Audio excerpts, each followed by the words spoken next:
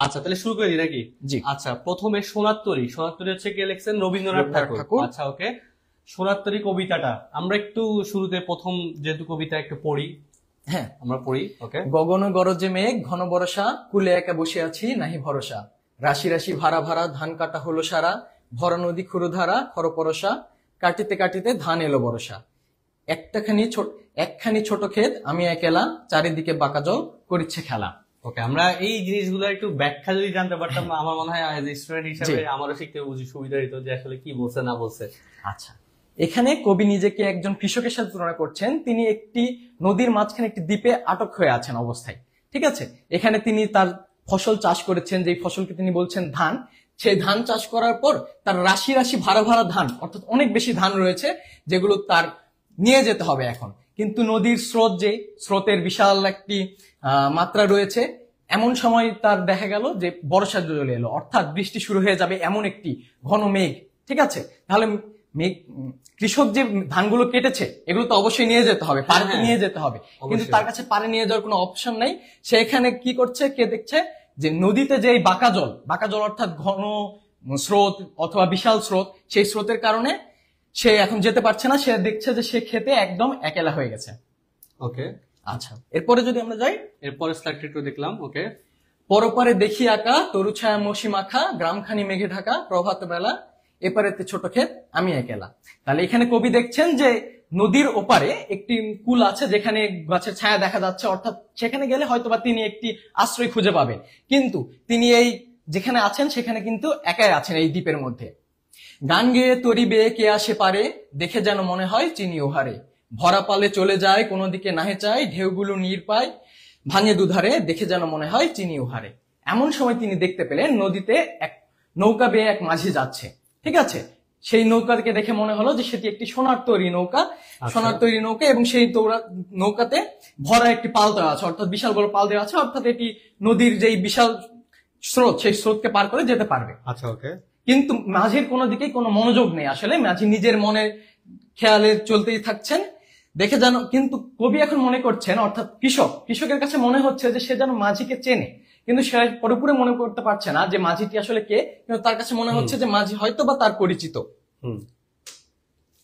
এবার আসছি, ওগো তুমি কোথা যাও কোন বিদেশে, বারেক ভিড়াও তরি কুলেতে এসে, যেও যেথা যেতে চাও যারে খুশি তারে দাও, শুধু তুমি নিয়ে যাও ক্ষণিকে হেসে, আমার সোনার ধান কুলেতে এসে, যত চাও তত লও তরণী পরে, আর আছে আর নাই দিয়েছি ভরে। তাহলে এখন কৃষক সেই মাঝিকে ডাকছে যে তুমি কে ভাই, তুমি এখানে এসো, এসে আমার যেই ধানটুকু, এই ধানটুকু তুমি নিয়ে যাও, তুমি যাকে খুশি তাকে দাও, আমার কোনো সমস্যা নাই, কিন্তু অন্তত এগুলোকে তুমি রক্ষা করো, এগুলোকে তুমি নিয়ে যাও, এগুলো যেন নষ্ট না হয়। হ্যাঁ। আচ্ছা, এতকাল নদীকূলে যাহা লয়েছিনু ভুলে, সকলই দিলাম তুলে থরে বিথরে, এখন আমারে লহ করুণা করে।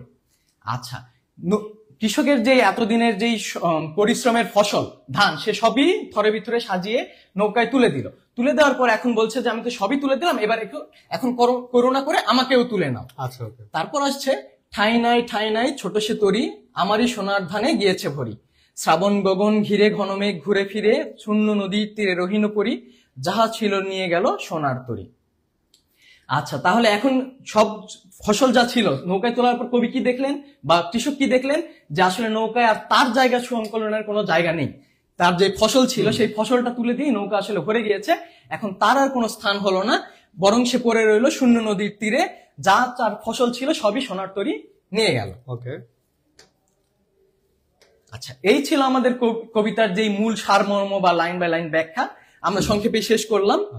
তো এটা আসলে কবি রূপক অর্থে লিখেছেন। এখানে তিনি যেই স্রোত, এই স্রোত দ্বারা মহাকালকে বুঝিয়েছেন, এবং যে মাঝিকে দ্বারা যে মৃত্যু বা সময় আর কি যে নিয়ে যাবে। ঠিক আছে, মহাকালে আমাদের কবি যেই ফসল ধান দ্বারা আমাদেরকে বুঝিয়েছেন মানুষের যে সৃষ্টিশীল কর্ম। ঠিক আছে, একটা মানুষের মৃত্যু আসবেই, তাই না? মানুষের মৃত্যু অবশ্যই আসবে, মানুষ কিন্তু সারা জীবন বেঁচে থাকে না। তাহলে তার কি বেঁচে থাকতে পারে? তার যে সৃষ্টিশীল কর্ম, সেই কর্মটি মহাকালে বেঁচে থাকে। আজ আমি যে ক্লাসটি নিচ্ছি, আমি মারা গেলেও এই ক্লাসটি হয়তো থাকবে অনলাইনে, তাহলে আমার যে কাজ সেই কাজটি থেকে যাবে। এভাবেই কবি বা কৃষক সে চেয়েছে যে তার যে সৃষ্টিকর্ম, সেই কর্মটা যেন মহাকালে থেকে যায়, সেই মৃত্যুর মাধ্যমে সে দুনিয়া থেকে চলে গেলেও তার কর্মের মাধ্যমে যেন তাকে মানুষ মনে রাখে। আচ্ছা, এটাই ছিল আমাদের কবিতার মূল সারমর্ম। আচ্ছা ওকে, ঠিক আছে। তাহলে আমরা এবার হচ্ছে যেহেতু কবিতার মূল সারমর্ম সম্পর্কে আমরা জানতে পারলাম, আমরা এখন একটু গুরুত্বপূর্ণ আলোচনা একটু দেখে নিই। পরবর্তী যে গুরুত্বপূর্ণ আলোচনা আছে, তোমাদের যদি কোনো প্রশ্ন থাকে তোমরা প্রশ্ন করতে পারো, তোমরা সেই প্রশ্নগুলো কিন্তু আমাদেরকে জানাবা। আমরা কিন্তু কমেন্ট দেখবো, বেশ অনেকেই অলরেডি যুক্ত আছে, তো কমেন্ট হয়তো অনেক সময় দেখা যায় যে পড়েও যায়, চোখে পড়ে না, তারপর আমরা চোখে পড়লে অবশ্যই সেটা পিক আপ করবো। আচ্ছা, তাইলে পরে যদি আমরা একটু আগাই, আমাদের হচ্ছে আচ্ছা একজন প্রশ্ন করেছে যে স্যার এখানে যে মহাকালের অসীমের কথা বোঝানো হয়েছে সেটি কি কবিতার একমাত্র ভাবার্থ? আচ্ছা, এখানে মূল ভাবার্থটা কি?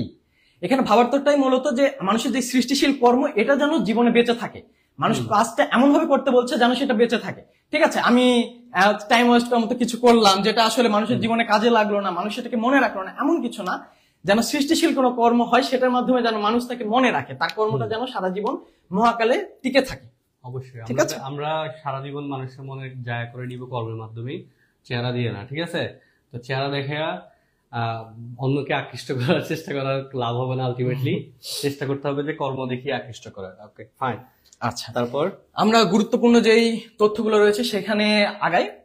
এটি যেহেতু রবীন্দ্রনাথ ঠাকুরের লেখা কবিতা, আমরা গতদিন রবীন্দ্রনাথ ঠাকুরের ব্যক্তিগত জীবনী নিয়ে আলোচনা করেছি, তাই আর সেগুলো আর আজকে যুক্ত করি নাই যে তোমরা বিরক্ত হবে এই ভেবেই। তার চেয়ে আমরা বরং যে জিনিসগুলো হচ্ছে যুক্ত করেছি সেগুলো একদম নতুন এই কবিতার অন্তর্গত। যে কবিতাটি কোন ছন্দে লেখা? কবিতাটি 8 মাত্রার মাত্রাবৃত্ত ছন্দে রচিত। এই তো 8 মাত্রা, অনেক সময় প্রশ্ন আসে যে কয় মাত্রার ছন্দে রচিত, মাত্রাবৃত্ত ছন্দে, এবং কোন ছন্দে রচিত? মাত্রাবৃত্ত ছন্দে রচিত।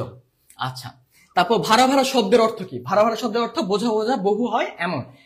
কবি বলেছিলেন যে ভাড়া ভাড়া ধান, ঠিক আছে, তাহলে ধানের যে পরিমাণ সেই পরিমাণ বোঝানোর জন্য। ওকে। খরপরসা শানিত বা ধারালো বর্ষা, এখানে ধারালো বর্ষার মতো নদীর যে স্রোত সেই স্রোতকে বোঝানো হয়েছে যে সেই স্রোতগুলো অনেক ধারালো ছিল। আমি একেলা কৃষক নিজে, কবি নিজের কথাই বলেছেন যে তিনি যে একাই বসেছিলেন, মানব জীবনেও যে মানুষ আসলেই নিজের জীবনে যে একা, এই কথাটাই তুলে ধরা হয়েছে।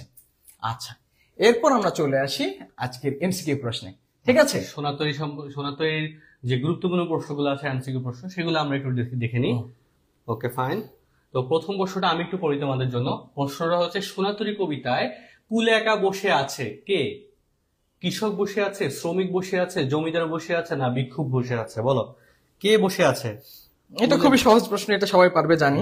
দেখে নিতে চাই যে আসলে অ্যান্সার কারা দিতে পারে। তারপরও এটা আই হোপ পারা উচিত, এটা না পারা কিছু না, এটা সবারই আসলে পারা উচিত। হ্যাঁ, উত্তর আসতে শুরু করছে।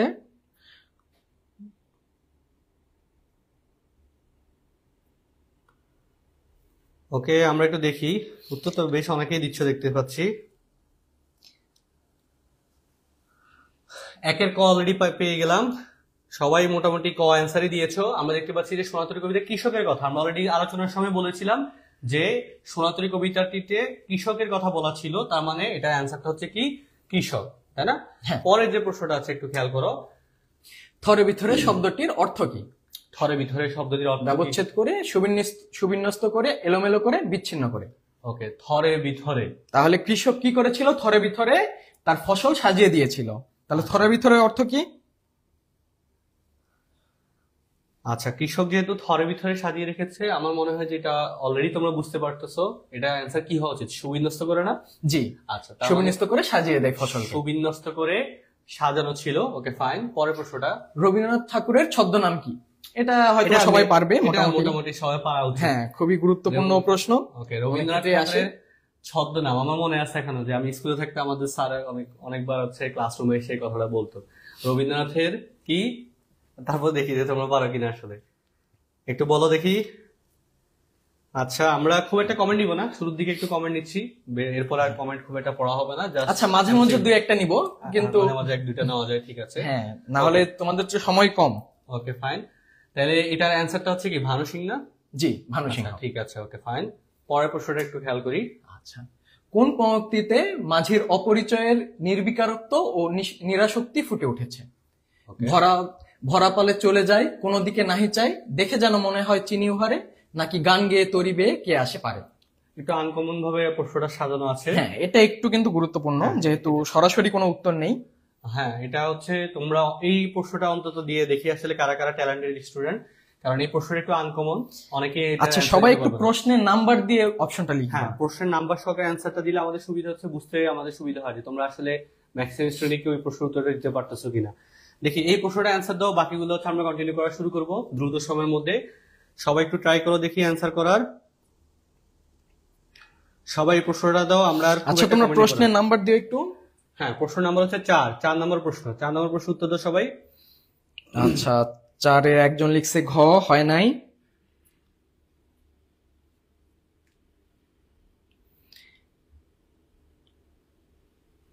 আচ্ছা আমরা অ্যান্সারটা নিয়ে নিই। 4 আরেকজন লিখছে গ, সেটাও হয় নাই।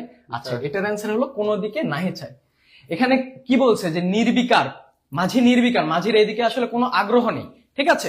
মাঝির কোনো দিকে কোনো চেতনা নেই যে সে তার নৌকা থেকে উঠবে কি উঠবে না, বা তার এই নিয়ে কোনো চিন্তা নেই, সেই কারণে কোনো দিকে নাহি চায়। তার মাধ্যমে বোঝা যাচ্ছে যে মাঝি নির্বিকার হয়ে আছে। তারপর আছে সোনার তরীতে কেন কৃষকের ঠাঁই হলো না। বলো দেখি, এটা তো অলরেডি আমরা আলোচনা করে ফেলেছি কবিতা যখন পড়ছিলাম। আচ্ছা এখন আমরা একটু ফাস্ট আগাই, পরে আমরা আবার প্রশ্ন নিব, ঠিক আছে, কমেন্ট পড়বো আবার। আপাতত একটু ফাস্টে যাই আমরা, যেহেতু 7টি পদ্য আমাদের আছে। তোমরা সবাই যেগুলো উত্তর দিবা প্রশ্নের নাম্বার সহ উত্তর দিবা। আচ্ছা তাহলে সোনার তরীতে কেন কৃষকের ঠাঁই হলো না? কারণ কৃষকের সোনার ধানের তরীটি ভরে গিয়েছিল, সেই কারণে কৃষকের আর নিজের ঠাঁই হলো না। আচ্ছা তারপর মাঝি মূলত তরী ভিড়ালো কেন? ফসলের জন্য, কবির জন্য, বৃষ্টি নামানোর জন্য, নাকি স্রোতের জন্য? কেন বলতো? কবি কিন্তু ডাক দিয়েছিল যে তুমি এসে আমার ফসলগুলোকে নিয়ে যাও, তাহলে মূলত ফসলের জন্যই মাঝি তরী ফেরালো, শুধু ফসল নেওয়ার জন্য, কবিকে নেওয়ার উদ্দেশ্যে কিন্তু নয়। বাঁকা জল কিসের প্রতীক? ধাবমান জলের, কালস্রোতের, কালো জলের, ভরা জলের। আচ্ছা 7 নাম্বার উত্তর দাও, 7 নাম্বার উত্তর দাও।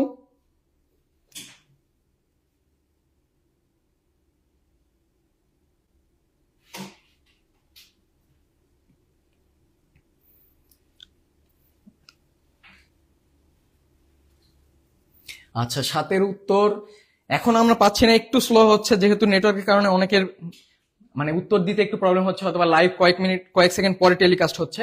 আচ্ছা তাহলে বাঁকা জল কিসের প্রতীক? কাল স্রোতের, যে স্রোত, যেই ভারী স্রোত, ঠিক আছে, সেই স্রোতের প্রতীক।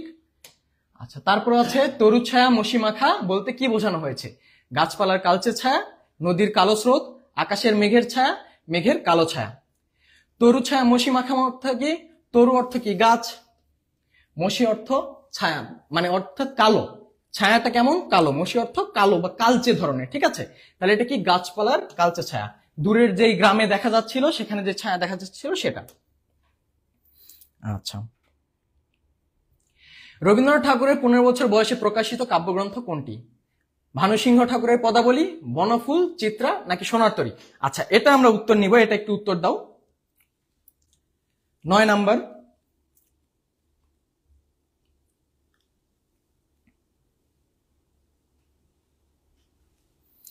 নয় নম্বর একটু উত্তর দাও।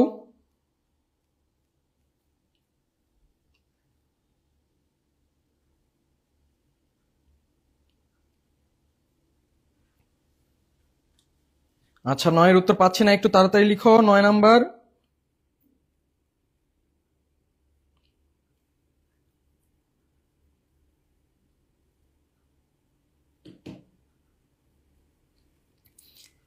আচ্ছা 9-এর উত্তর আমরা মনে হয় পেয়ে গেছি, যেমন 9-এর উত্তর প্রথমেই।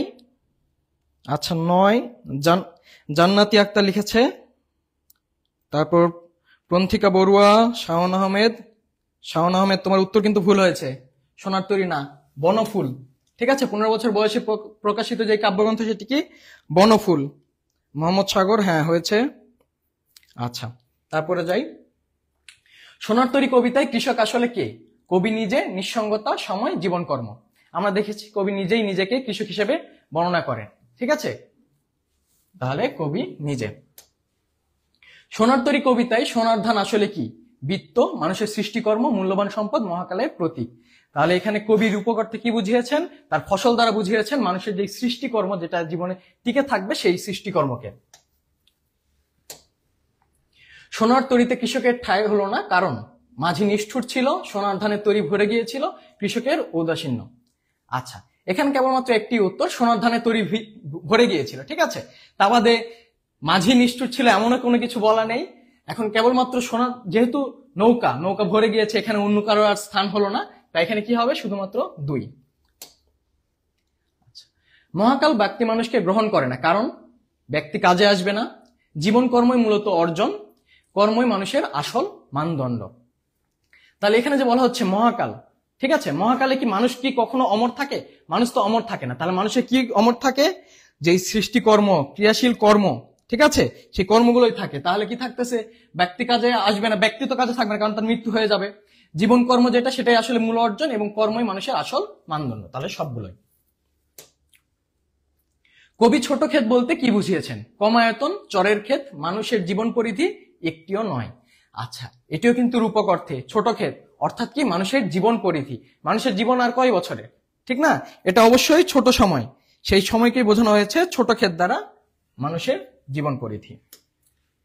সোনার তরী কবিতায় প্রকাশ পেয়েছে মহাকালের চিরায়িত নিয়ম, কবির জীবনাদর্শন, কবির হতাশা, ক ও খ উভয়।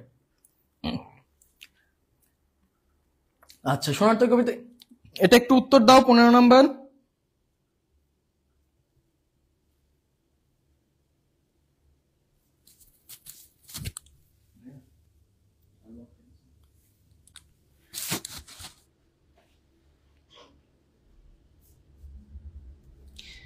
পনেরো উত্তর কই? 15 উত্তর।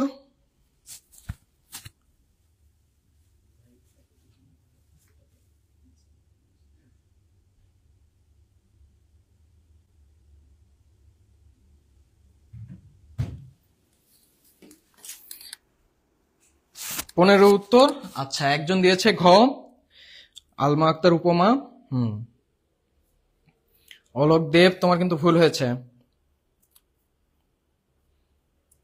আচ্ছা, 15 ঘ দুর্জয়। হ্যাঁ, 15 ঘ।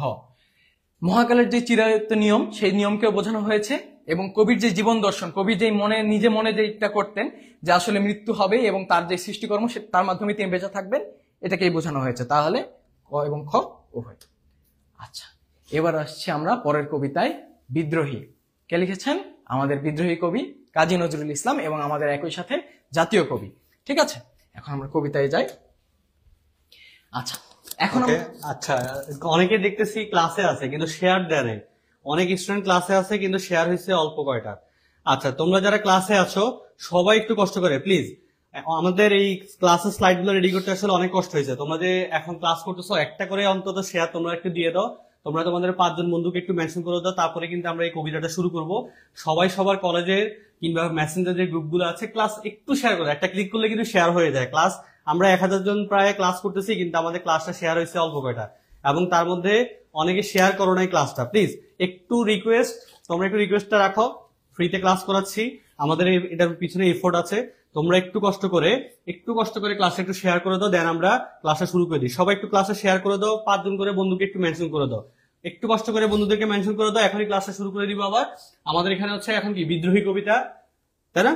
আচ্ছা, বিদ্রোহী কবিতাটা একটু পড়া শুরু করি। সবাই একটু তার মধ্যে শেয়ার করো প্লিজ। একটু শেয়ার করে শেয়ার ডান লেখো, যে ভাই শেয়ার করে দিচ্ছি শেয়ার ডান লেখো, এরপর আমরা ক্লাসে শুরু করে দিব। সবাই একটু শেয়ার ডান লিখে দাও, শেয়ার করে শেয়ার ডান লিখবা। কেউ শেয়ার করো না এখন পর্যন্ত।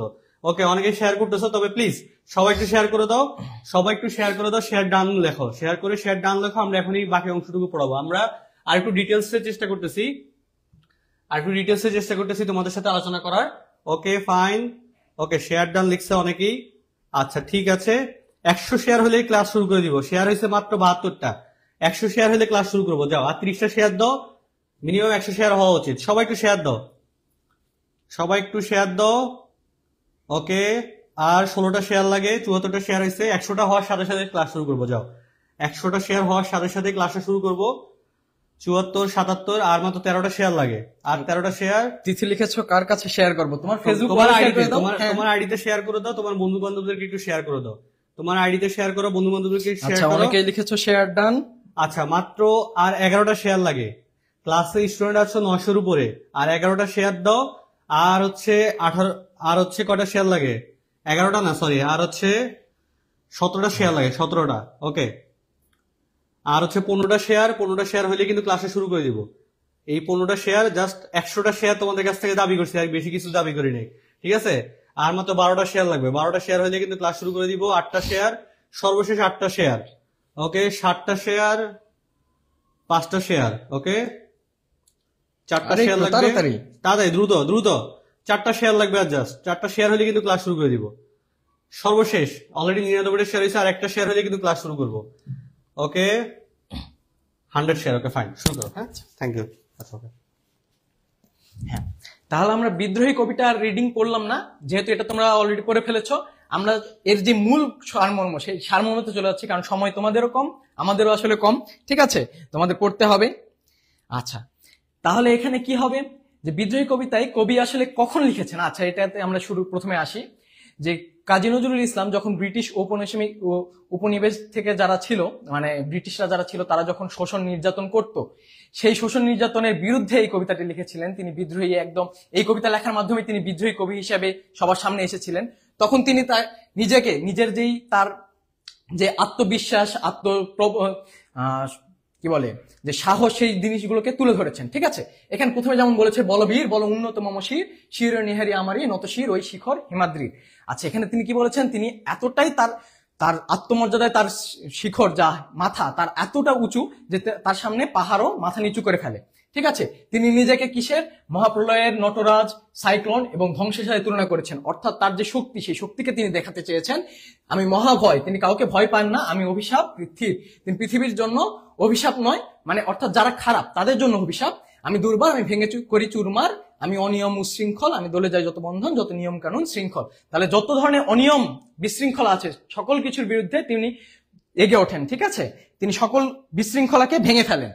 আমি মানি না কোনো আইন, আমি ভরাতরি করি ভরা ডুবি, আমি টর্পেডো, আমি ভীম ভাসমান মাইন। তাহলে তিনি কি টর্পেডোর মতো শক্তিশালী? তিনি কি করেন? ভরাতরিকে ডুবে ফেলেন। ঠিক আছে, তিনি কোনো আইন মানেন না, তিনি তার যেটা নিজের বুদ্ধিতে যেটা ঠিক মনে হয় তিনি সেটাই করেন। আচ্ছা, আমি ধৈর্যটি, আমি এলোকেশে ঝড়, অকাল বৈশাখী, আমি বিদ্রোহী সুত বিধু বিরাশী। আবার বলেছেন যে বলবীর চির উন্নত মম শির। তাহলে তার যে শির, ঠিক আছে, তিনি সবসময় বলছেন যে তার শির, তার আত্মমর্যাদাই অনেক বেশি উঁচু। ঠিক আছে, তিনি কখনোই নিচু হয়ে যান না। আচ্ছা, তিনি তারপর কিসের সাথে তুলনা করছেন? যে আমি ইন্দ্রাণী সুত হাতে, চাঁদ ভালে সূর্য, অর্থাৎ যখন রাতের যে আধার কেটে যখন চাঁদকে কাটিয়ে যে সূর্য আসে, সেটার সাথে তুলনা করছেন। মম এক হাতে বাঁশের বাঁশরি, আর এক হাতে রণতুর্য। এটা কিন্তু খুব গুরুত্বপূর্ণ একটি লাইন। এখানে দেখো, এক হাতে বাঁশের বাঁশরি। আচ্ছা, বাঁশি কে বাজায়? বাঁশি বাজায় প্রেমিক। ঠিক আছে, আর রণতুর্য এক ধরনের অস্ত্র। রণতুর্য কার হাতে থাকবে? তাহলে যে যুদ্ধ করে, ঠিক আছে, যোদ্ধা। অর্থাৎ তিনি একই সাথে প্রেমেরও কথা বলছেন, আবার একই সাথে যুদ্ধের কথাও বলছেন। আমি বেদুইন, আমি চেঙ্গিস, আমি আপনারে ছাড়া করি না কাহারে কুর্নিশ। কুর্নিশ অর্থ গতদিন আমরা আলোচনা করেছিলাম, যে কাউকে সম্মান জানানো, ঠিক আছে, বা কারো সামনে নত হওয়া। তিনি তার নিজের ব্যতীত অন্য কারোর সামনে কখনো নত হন না। ঠিক আছে, তারপর আবার তিনি বলছেন যে আমি ইসরাফিলের সিংহার মহা হুঙ্কার। আমরা জানি ইসলাম ধর্মে ইসরাফিল আলাইহিস সালাম তিনি যখন সিংহায় ফু দিবেন, তখনই আসলে যে কি বলে আখিরাত আমাদের সম্পন্ন হবে, অর্থাৎ পৃথিবী ধ্বংস হয়ে যাবে। ঠিক আছে, তো এই ইসরাফিলের সিংহার যে সাউন্ড, তিনি বলছেন যে তার যে হুঙ্কার, এটি ইসরাফিলের সিংহার মতোই অনেক বেশি জোরে বাজে। আমি পিনাক পানির ভূম্র ত্রিশূল, ধর্মরাজের দণ্ড, আমি চক্র ও শঙ্খ, আমি প্রণব নাদ দণ্ড। আচ্ছা, তিনি তার নিজেকে অনেকগুলো বিশেষণের মাধ্যমে বর্ণনা করার চেষ্টা করেছেন। যেমন তিনি বলেছেন যে আমি খ্যাপা দুর্বাসা, বিশ্বামিত্র শিষ্য, দাবানল দাহ। দাবানল তো আমরা জানি যে কেমন ভয়ঙ্কর, তাই না? আগুনের তৈরি যেহেতু। আমি উন্মন মন উদাসীন, তার মনও একটু উদাসীন টাইপের। ঠিক আছে, আমি বিধবার বুকে ক্রন্দন শ্বাস, হাহুতাস, আমি হুতাশীর। ঠিক আছে, যারা হাহুতাস করে তিনি তাদেরও মানুষ। আমি বঞ্চিত ব্যথা পথবাসী, চিরগৃহহারা যত পথিকে। তাহলে কি, যারা পথহারা পথিক, ঠিক আছে, গৃহহীন পথিক, তিনি কিন্তু তাদেরও সহায় সম্বল। আচ্ছা, এভাবে আবার আসলে দেখা যায় যে আমি অবমানিতের মরম বেদনা, বিষ জ্বালা, প্রিয় লাঞ্ছিত বুকে গতি ফের। তাহলে যত ধরনের অবমানিত ব্যক্তি রয়েছে, যারা শোষিত, তারা দুর্বল, তাদের সকলের প্রতিনিধি হিসেবে তিনি কথা বলছেন। আমি উত্তর বায়ু, মলয় অনিল, উদাস পুরবী হাওয়া। উত্তর বায়ু অর্থাৎ তার যে বায়ু যে অনেক শক্তিশালী, সেই বায়ুটার কথা বলা হচ্ছে। আমি আকুল নিধাক্তি আশা, আমি রুদ্র রবি। আকুল নিধাক্তি আশা মানে কি? গ্রীষ্মের যেই পিপাসা, ঠিক আছে, তার মধ্যে পিপাসা রয়েছে। কিসের পিপাসা রয়েছে? যে আমি মরুনির ঝড়, আমি শ্যামলিয়া ছায়াছবি। তাহলে মরুনির ঝড়, তিনি আবার কি নিজেকে মরুভূমির সাথেও তুলনা করছেন। মরুভূমির যেমন হচ্ছে ধুধু প্রান্তর, তার সাথেও নিজেকে তুলনা করছেন। তারপর আসছি আমি অরফিয়াসের বাঁশরি মহাসিন্ধু উতলা ঘুম ঘুম ঘুম চুমু দিয়ে করি নিখিল বিশ্বে নিঝুম মম বাঁশরীর তানে পাশরি আমি স্বামীর হাতের বাঁশরি। তাহলে তিনি তাকে দেখো, তিনি কবির ভাষায় সাহিত্যের যেগুলা চরিত্র আছে তার সাথে নিজেকে তুলনা করছেন, বিভিন্ন যেই ঠিক আছে রহস্যময় ধর্মীয় যেই চরিত্রগুলো রয়েছে সেগুলোর সাথে তুলনা করছেন, করে তিনি তার যে শক্তি সেই শক্তিটাকে দেখাচ্ছেন এবং যে দুর্বল যে ব্যক্তিগুলো সেই দুর্বল ব্যক্তিদের প্রতিনিধি হিসেবে তিনি কথা বলছেন। আচ্ছা, তারপর দেখো তার ভয়ে ভয়ে সপ্ত নর খাবিয়া দোজক নিভে নিভে যায় কাঁপিয়া। অর্থাৎ তিনি বলতে চাচ্ছেন যে তার ভয়ে যেই দোজক নরক আছে সেগুলো কেঁপে উঠছে, অর্থাৎ তিনি এতটাই শক্তিশালী। আমি বিদ্রোহবাহী নিখিল অখিল বাপিয়া আমি পরশুরামের কঠোর কুঠার নিষ্ক্ষত্রিয় করিব বিশ্ব আনিব শান্তি শান্ত উদার। আচ্ছা, ক্ষত্রিয় মানে কি? যারা এত যুদ্ধ করে, ঠিক আছে। তাহলে তিনি কি করতে যাচ্ছেন? নিষ্ক্ষত্রিয় করতে যাচ্ছেন, অর্থাৎ যত ধরনের যোদ্ধা আছে সবাইকে হারিয়ে ফেলতে চাচ্ছেন, তাদের যেন নিঃস্ব হয়ে যায়, যেন তাতে করে পৃথিবীতে শান্তি আসে, ঠিক আছে। আমি হল বলরাম স্কন্ধে আমি উপারি ফেলিব অধীন বিশ্ব অবহেলে নব সৃষ্টির মহানন্দে। তিনি যদি প্রয়োজন হয় তাহলে পুরো বিশ্বকেও উপড়ে ফেলতে পারবেন, ঠিক আছে, উপড়ে ফেলতে চান। মহাবিদ্রোহী রণক্লান্ত আমি সেই দিন হব শান্ত যবে উৎপীড়িতের ক্রন্দন রোল আকাশে বাতাসে ধ্বনিবে না অত্যাচারীর খড়গ কৃপান ভীম রণ ভূমে রণিবে না। বিদ্রোহী রণক্লান্ত আমি সেই দিন হব শান্ত আমি চির বিদ্রোহী বীর বিশ্ব ছাড়াই উঠিয়াছি একা চির উন্নত শির। আচ্ছা, এখানে কবি কি বলছেন? যে তিনি যুদ্ধ করতে করতে ক্লান্ত, কিন্তু তিনি এখনো শান্ত নয়। তিনি শান্ত হবেন কবে? যেদিন অত্যাচারীরা দমিয়ে যাবে, ঠিক আছে, তারা হচ্ছে অত্যাচার করা ছেড়ে দেবে এবং যারা অত্যাচারিত আছে তাদের মনে শান্তি চলে আসবে, ঠিক আছে। এই তো যেমন উৎপীড়িতের যে ক্রন্দন রোল, যে উৎপীড়িত যারা হচ্ছে তাদের যে কান্না শব্দ যেদিন আর আকাশে ভাসবে না সেদিন তিনি শান্ত হবেন। তিনি কি বলেছেন? যে আমি চির বিদ্রোহী বীর বিশ্ব ছাড়াই উঠিয়াছি একা চির উন্নত মমশী। তাহলে তিনি আবার বলছেন, শেষ করছেন যে তিনি এক বীর বড় বীর, ঠিক আছে। তিনি কি করেছেন? যে তার যে শির অর্থাৎ শির দ্বারা বা মাথা, তিনি এটাকে উঁচু করে দাঁড়িয়ে উঠেছেন, পুরো বিশ্ব ছাড়াই উঠেছেন। আচ্ছা, তোমরা কি বুঝতে পেরেছ?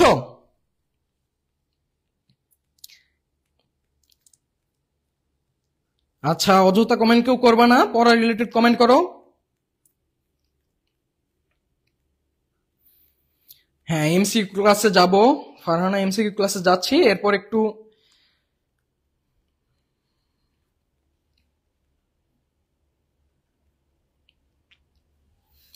আচ্ছা গুরুত্বপূর্ণ কিছু তথ্যাবলী যেহেতু গতকালকে আমরা কাজী নজরুল ইসলামের কবিতার যেই মানে তার ব্যক্তিগত জীবনাবলী নিয়ে আলোচনা করেছি, আজকেও সেগুলো দেই নাই। আজকে আমরা অন্য গুরুত্বপূর্ণ তথ্য, যেমন উৎস, ঠিক আছে, এই কবিতার উৎস, এই কবিতাটি বিদ্রোহী কবিতাটি কাজী নজরুল ইসলামের অগ্নিবীণা কাব্যগ্রন্থ যেটি, সেটি থেকে নেওয়া হয়েছে। খুবই গুরুত্বপূর্ণ একটি প্রশ্ন। প্রকাশ, বিদ্রোহী কবিতাটি কবে প্রকাশিত হয়? মানে প্রথম প্রকাশ, এখন বর্তমানে সেটি অগ্নিবীণা কাব্যগ্রন্থের অন্তর্গত, কিন্তু প্রথম যখন প্রকাশ হয় তখন 1922 সালে বিজলি পত্রিকায় প্রকাশিত হয়। আচ্ছা, মম শব্দের অর্থ আমার শির বা মাথা, যেটা বলেছি। নেহারি অর্থ দেখে বা প্রত্যক্ষ করে। সুত অর্থ পুত্র। রাগিনী অর্থ সঙ্গীত। নিদাগ অর্থ গ্রীষ্মের যে তৃষ্ণা, সেই তৃষ্ণাকে বোঝানো হয়। আচ্ছা, সবাই যে এমসিকিউ চাচ্ছিলে, এমসিকিউ চলে আসছে। আচ্ছা,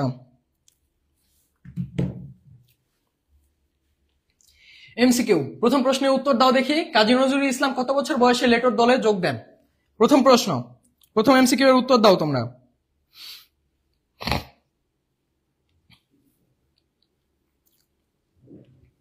তাড়াতাড়ি একটু উত্তর দাও। কাজী নজরুল ইসলাম কত বছর বয়সে লেটর দলে যোগ দেন?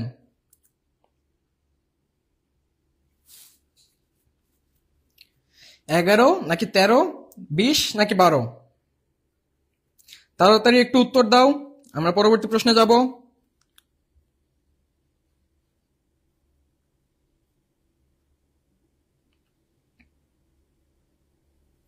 কি ব্যাপার, কেউ উত্তর দিচ্ছ না?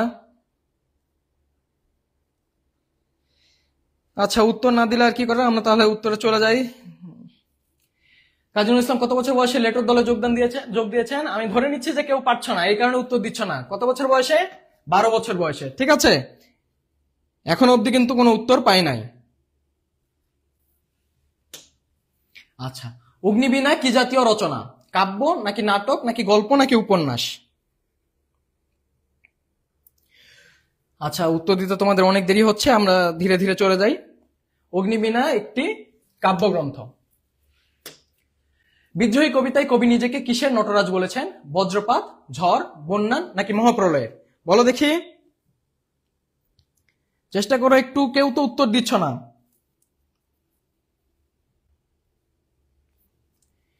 হ্যাঁ, একজনের দেখলাম ঘ, মহাপ্রলয়ের। ঠিক আছে। এক হাতে বাঁকা বাঁশের বাঁশরি আর এক হাতে রণতুর্য, এখানে কবি কাজী নজরুল ইসলামের কোন সত্তার প্রকাশ পেয়েছে? এটা আমরা কবিতার লাইনে পড়ার সময় দেখেছি। প্রেমদ্রোহ নাকি বিদ্রোহী বংশীবাদক, বিদ্রোহী ও অত্যাচারিত নাকি বিদ্রোহী ও যোদ্ধা? প্রেম ও দ্রোহ। প্রেম বোঝানো হয়েছে বাঁশের বাঁশরি দ্বারা এবং দ্রোহ অর্থাৎ যুদ্ধ বোঝানো হয়েছে হাতে থাকা রণতুর্য দ্বারা। আচ্ছা, তারপরে 5 নাম্বার, বিদ্রোহী কবিতা কবি নিজেকে কার শিষ্য বলে পরিচয় দিয়েছেন? দুর্বাসা, বিশ্বামিত্র, বিষ্ণু নাকি প্লেটো? দেখি উত্তরগুলো দাও তোমরা একটু।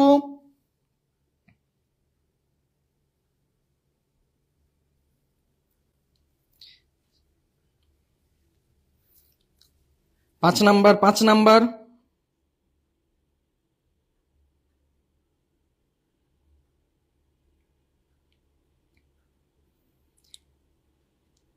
আচ্ছা, তোমরা কমেন্ট না পড়লে রাগ করো, কিন্তু কমেন্ট আসলে আসতে অনেক দেরি হয়, এতে করে ক্লাসটাও দেরি হয়ে যায় আমাদের। ঠিক আছে, আমরা কমেন্টের জন্য বেশি অপেক্ষা করবো না, তোমরা গুরুত্বপূর্ণ কোনো কথা থাকলে বলতে পারো।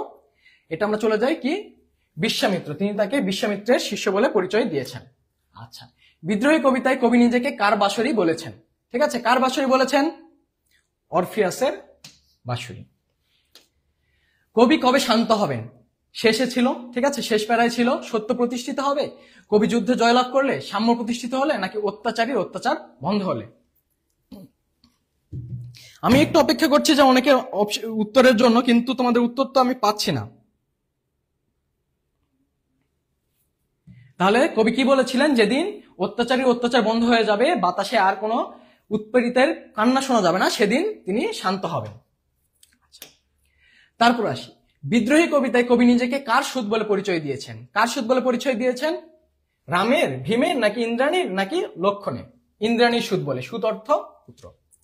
আচ্ছা, গ্রিক পুরাণে কাকে গানের দেবতা হিসেবে উল্লেখ করা হয়েছে?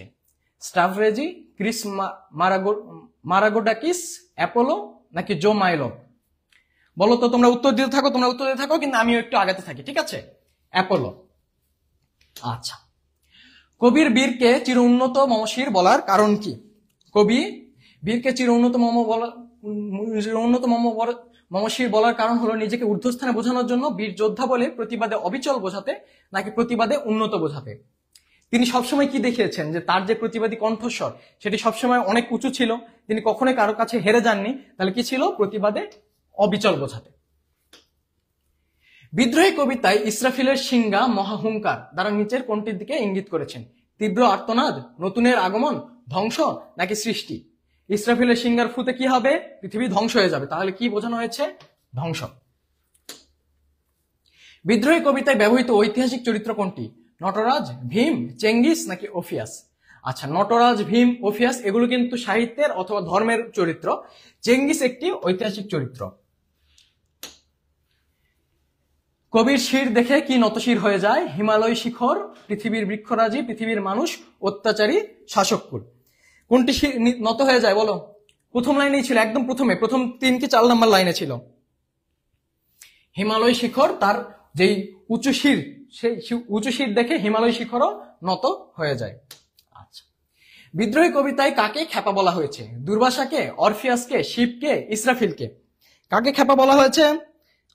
তোমরা কমেন্ট করতে থাকো, আমি দেখতেছি, কিন্তু আসলে তোমাদের কমেন্ট অনেক দেরিতে আসতেছে, তো এই জন্য পড়তেছি না। আমরা কমেন্ট পড়বো। আচ্ছা, কাকে খ্যাপা বলা হয়েছে? খ্যাপা দুর্বাসাকে। ঠিক আছে, এরপর কবি নিজেকে বেদুইন বলেছেন কেন? বেদুইন কেন বলেছেন? বেদুইন পরিবারের জন্মের আকাঙ্ক্ষায়, বেদুইনরা যাযাবর বলে নিজেকে বেদুইনদের মতো যোদ্ধা মনে করায়, নাকি বেদুইনদের ভালোবাসতেন বলে? বেদুইনরা কিন্তু যোদ্ধা ছিল, এবং কবি যখন নিজেকে অনেক শক্তিশালী দেখাতে চেয়েছেন তখন তিনি নিজেকে বেদুইনদের সাথে তুলনা করেছেন, নিজেকে বেদুইন বলেছেন কারণ তিনি একজন যোদ্ধা। কবি নিজেকে কোন ঝড় বলে উল্লেখ করেছেন? ভয়ঙ্কর, এলোকেশে, বিধ্বংসী নাকি বিদ্রোহী?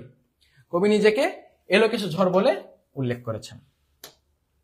আচ্ছা, যত বন্ধন, যত নিয়ম কানুন শৃঙ্খলকে কবি কিভাবে অতিক্রম করেন? কিভাবে অতিক্রম করেন?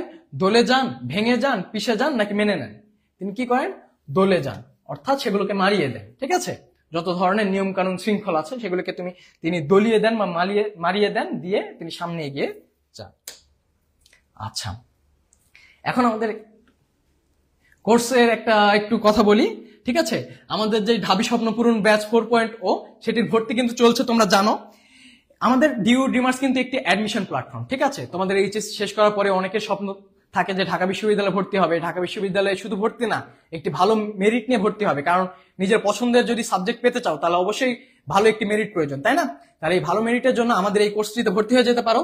এই কোর্সে আমরা তোমাদের সকল বিষয়ে আলোচনা করব, আমাদের বি ইউনিট এবং সি ইউনিটের যেই গুলো আছে। ঠিক আছে, বর্তমানে ভর্তি হলে তুমি এইচএসসি পরীক্ষার আগে অবধি 2,999 টাকা ভর্তি হতে পারছো, এবং তুমি যদি চাও এই পরীক্ষা শুরু অবধি অর্থাৎ 26 তারিখের আগে অবধি তুমি 500 টাকায় কিন্তু প্রি বুকিং দিয়ে ভর্তি হতে পারবে। সেই প্রি বুকিং দিলে তুমি কি কি লাভ পাচ্ছ? এই তো যে আমাদের 5টি বই, এই 5টি বই কিন্তু একদম ফ্রি। ঠিক আছে, প্রি বুকিং যদি তুমি দাও, এবং তার সাথে একটি প্রিমিয়াম কোয়ালিটি এই তো টি শার্ট যেটা আছে, টি শার্টও কিন্তু পেয়ে যাবে এর মধ্যেই। ঠিক আছে, আমরা বাকি যে প্রশ্নগুলো আছে বাকি প্রশ্নগুলো একটু ইনপুট দিয়ে দিই। হ্যাঁ, ওকে, তোমাদের হচ্ছে বাকি যে প্রশ্নগুলো আছে সেই প্রশ্নগুলো হচ্ছে আমরা রেডি করে ফেলেছি অলরেডি। আমরা সেগুলো হচ্ছে স্লাইডে দিয়ে দিচ্ছি।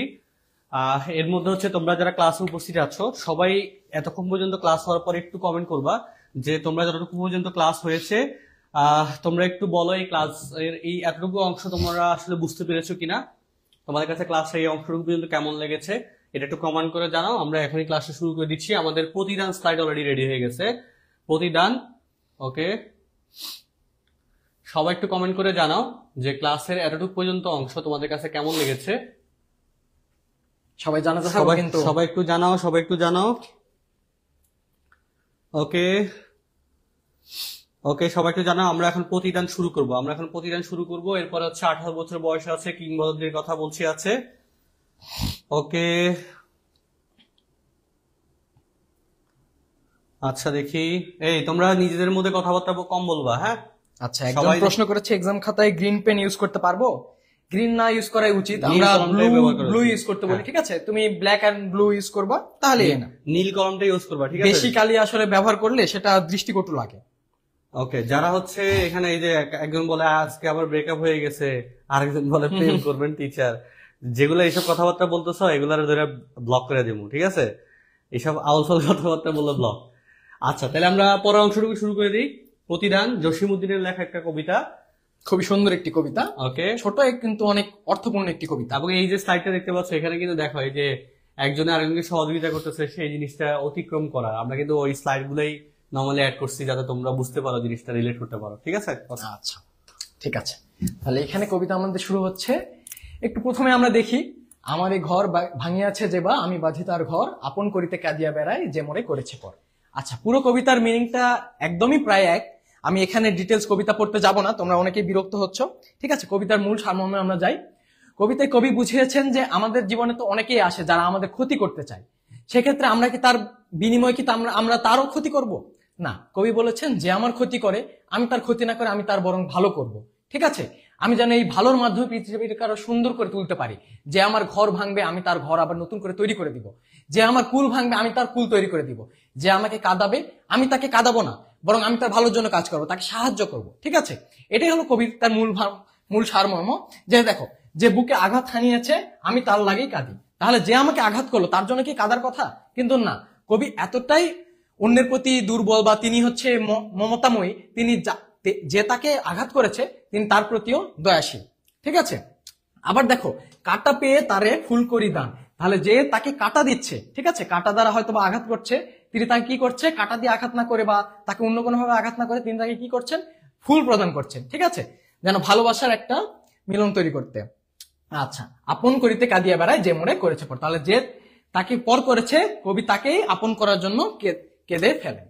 আচ্ছা, মোর বুকে যে বা কবর বেঁধেছে আমি তার বুক ভরি, তাহলে আমার বুকে যে কবর বেঁধেছে অর্থাৎ আমাকে যে কষ্ট দিয়েছে আমি তার বুকে তার বুক বাঁধে, অর্থাৎ তার মনে আসা জায়গায় তাকে আরো ভালোবাসা দেয়। ঠিক আছে, আচ্ছা, সে যে মুখে সে কহে নিঠুরিয়া বাণী আমি লয়ে তার করি মুখখানি। যে আমাকে খারাপ কথা বলে, আমাকে কষ্ট দিয়ে কথা বলে, আমি তাকেও কোনো কষ্ট দিয়ে কথা বলি না, বরং কি করি, তাকে আরো ভালো কথা শোনাই, তাকে ভালো উপদেশ দেই, তার সাথে থাকি। আচ্ছা, এই আমাদের কবিতার মূল সারমর্ম। প্রতিদান কবিতাটি খুবই সহজ। এটি মূল সারমর্ম হলো যে অন্যকে আমার ক্ষতি করলে আমি তার ক্ষতি করব না, বরং তার ভালো করার মাধ্যমে পৃথিবীটাকে সুন্দর, সহজ সুন্দর করে তোলার চেষ্টা করব। ঠিক আছে। আচ্ছা, এখানে গুরুত্বপূর্ণ যেগুলো ছিল, আচ্ছা জসিমউদ্দিনের একটু প্রথম দিকে খেয়াল করবো আমরা নামটা। এখানে আমাদের একটু স্পেস পড়ে গেছে, স্পেসটা হবে না, টাইপিং মিস্টেক। নামের বানানটা কিন্তু আমরা খুব সুন্দর করে খেয়াল করবা। ঠিক আছে। অনেকে এখানে দয় দয় যুক্ত দিয়ে ফেলে, দয় দয় যুক্ত কিন্তু কখনোই হবে না, দ হসন দিয়ে এবং দ আলাদা করে। আচ্ছা, কারণ অনেক সময় ক নাম্বারে আসে। ঠিক আছে, যে যদি এরকম আসে প্রতিদান কবিতাটি কে লিখেছেন, তখন তো জসিমউদ্দিনের নাম লিখতে হবে। আচ্ছা, তার জন্ম 1 জানুয়ারি 1903 খ্রিস্টাব্দ, মৃত্যু 14 মার্চ 1976।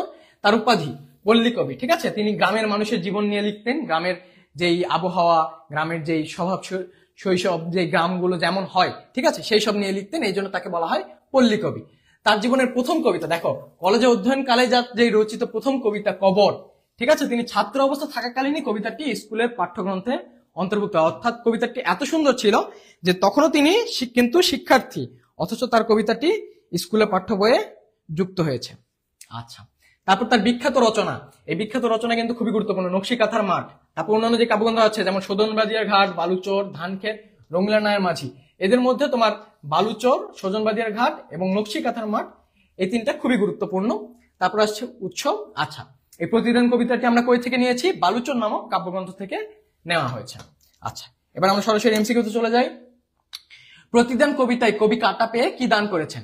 আচ্ছা, এর মধ্যে তোমরা লিখতে থাকো যে কবিতাটি বুঝতে পেরেছো কিনা। ঠিক আছে, প্রতিদান কবিতায় কবি কাটা পেয়ে কি দান করেছেন আমরা পড়ে ফেলেছি। প্রতিদান কবিতায় কাটা পেয়ে কবি ফুল দান করেছেন। আচ্ছা, তারপর আমার এই ঘর ভাঙিয়াছে যেবা আমি বাঁধি তার ঘর, এ পংক্তিতে কি বোঝানো হয়েছে? পরোপকার, সর্বংসা মনোভাব, আত্মগ্লানি নাকি কৃতজ্ঞতা বোধ? তাহলে আমার ঘর যে ভেঙেছে আমি তার ঘর বাঁধি, এটা কি করি? তাহলে পরোপকার করি, অন্যকে আমার ক্ষতি করলো আমি তার কি উপকার করছি।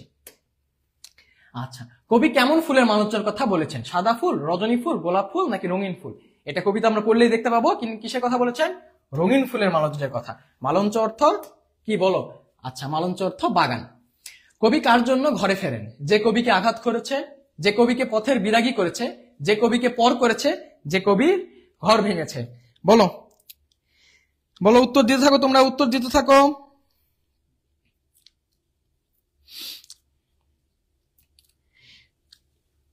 আচ্ছা, আমরা উত্তর পাচ্ছি, দুই একটা পাচ্ছি। আচ্ছা, একটা উত্তর পেয়েছি, যে কবিকে পথে বিরাগী করেছে, তার জন্য কবি কি করেন? ঘরে ফেরেন। আচ্ছা, তারপর বিষ ভরা বান দিলে কবিতাকে কি প্রতিদান দেন? বিষ ভরা বান অর্থ কি? বান অর্থ তীর। ঠিক আছে, তাহলে বিষে ভরা বান দিলে কবিতাকে কি দেন? বুক ভরা গান দেন। তাহলে যে কবিকে বিষাক্ত তীর দ্বারা আঘাত করলো, কবিতাকে গান শোনাচ্ছেন। মালঞ্চ শব্দের অর্থ কি? আমরা বলেছি কি? ফুলের বাগান। আচ্ছা, বিষে ভরা বান বলতে কি বোঝায়? হিংসাত্মক কথা, রসিকতা, বিষের ছুরি, বিষের পেয়াল। বিষের ছুরি।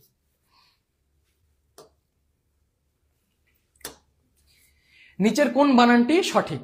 আচ্ছা, এখানেও আমাদের একটু স্পেলিং মিস্টেক হয়েছে। ঠিক আছে, আমরা এটা লিখে দিচ্ছি। জসিম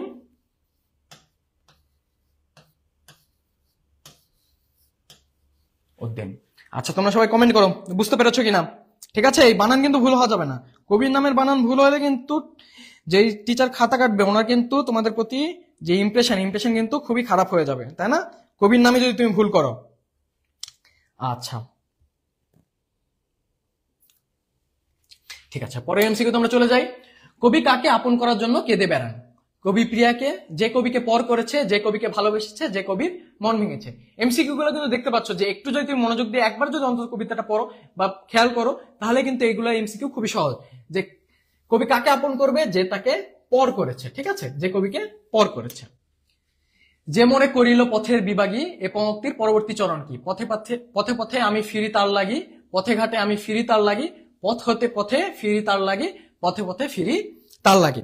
আচ্ছা, তাহলে এগুলো কিন্তু আমাদের ভুল করা যাবে না। ঠিক আছে, এগুলো দেখো চারটা লাইনে কিন্তু প্রায় এক ধরনের। আমরা যদি একটু মাঝে মধ্যে দিয়ে দেয়, ঠিক আছে, যে পরের লাইনটি কি, আগের লাইনটি কি, এক্ষেত্রে আমরা যদি একটু খেয়াল করি তাহলে পাবো যে পথে পথে আমি ফিরি তার লাগি। বাংলার গ্রামীণ জীবনের আবহাওয়া ফুটে উঠেছে কার কবিতায়? মানিক বন্দ্যোপাধ্যায়, সমর সেন, জসিমউদ্দিন নাকি সুকান্ত ভট্টাচার্য? পল্লী কবি হিসেবে আমরা কাকে চিনি? জসিমউদ্দিনকে। সুতরাং গ্রামীণ জীবনের যে আবহাওয়াটা সেটা ফুটে এসেছে জসিমউদ্দিনের কবিতা। কবি অন্যের ঘর বেঁধে দিতে চান কেন? প্রতিদান পাওয়ার জন্য, সুন্দর পৃথিবী নির্মাণের জন্য, নিজের অভ্যাসগত কারণে, নাকি অর্থ লাভের বাসনায়? কেন বলো? অন্যের ঘর বেঁধে দিলে কি হবে? ওই তো, যে কবির ঘর ভেঙে দিল, কবি তার ঘর না ভেঙে বরং তার ঘর নতুন করে তৈরি করে দিচ্ছেন, তাহলে কি হলো? যেন যে হিংসা বা এই বিদ্বেষ এটা যেন না থাকে, তাহলে এটা কি হবে? সুন্দর একটা পৃথিবী তৈরি হবে। তাহলে সুন্দর পৃথিবী নির্মাণের জন্য। কাটার বিনিময়ে ফুল দেওয়া কিসের পরিচয়? কৃতজ্ঞতা, মহানুভবতা, আত্মত্যাগ। কাটার বিনিময়ে ফুল দিলে কি তোমার কৃতজ্ঞতা হয়? কৃতজ্ঞতা আমরা কখন প্রকাশ করি? কেউ আমার উপকার করলে তার যেই উপকার করেছে সেটা স্বীকার করাই হলো কৃতজ্ঞতা। কিন্তু সেটা উপকার করে নাই, কি করছে? কাটা দিছে, তাহলে এটা তো অপকার। এটা তাহলে কৃতজ্ঞতা কখনো হবে না। এটা কি হবে? মহানুভবতা, যে কাটার বিনিময়ে ফুল দিচ্ছি। আত্মত্যাগ হবে, যে হ্যাঁ আমি নিজে কষ্ট স্বীকার করেও তার ভালো চাচ্ছি। তাহলে কি 2 আর 3 খ। প্রতিদান কবিতায় কবি কি কি বেঁধে দিতে চেয়েছেন? কুল ও নৌকা, ঘর ও বাড়ি, বাগান ও কূপ, নাকি ঘর ও কুল? তাহলে প্রতিদান কবিতায় আমরা দেখেছি যে একজন এসে কবির ঘর ভেঙে দেন, কবি তার ঘর বেঁধে দেন, এবং কুল ভেঙে দেয়, তার কুলও বেঁধে দেন। আচ্ছা, প্রতিদান কবিতায় উল্লেখিত বান কেমন? বানটা কেমন আমরা কিন্তু দেখেছি, বানটা কি? বিষাক্ত। ঠিক আছে। আচ্ছা, এই উদ্দীপকটি পড়ে 16-17 প্রশ্নের উত্তর দাও। সাইফুলের বস বদমেজাজি, গুরুত্বপূর্ণ কাজে ওকে খাটালেও সবসময় অপদস্থ করে। একবার অফিসের একটি সংকটে সাইফুল নিজে কাজ করে সামাল দিয়ে বসকে বিপদের হাত থেকে রক্ষা করে। উদ্দীপকের সাইফুলের সাথে প্রতিদান কবিতার মিল কোথায়? অনিষ্টকারীর মঙ্গল ব্যাঘাত ঘটানো, অনিষ্টকারীর ক্ষতি, অনিষ্টকারীর মঙ্গল সাধনে, নাকি অনিষ্টকারীর প্রতি ঘৃণায়? এটা আমরা বুঝতেই পারছি যে অনিষ্টকারীর মঙ্গল সাধনে। আচ্ছা, পরেরটি কিন্তু তোমরা করবে। উদ্দীপক ও কবিতার মূল সুর কি? উদারতা, মহানুভবতা, ক্ষমাশীলতা। বলো, খুবই সহজ প্রশ্ন, খুবই সহজ প্রশ্ন, বলতে থাকো। 17 নম্বর। আর আজকের ক্লাসটা কেমন লাগছে সেটাও তোমরা জানাতে পারো। এমসিকিউ গুলো কিন্তু তোমাদের জন্য একটু খেয়াল করবে, ঠিক আছে? এখান থেকে দেখবে পরীক্ষায় চলে এসছে কিন্তু।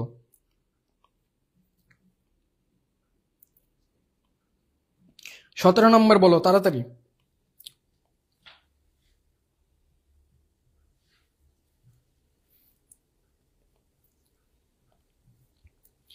17।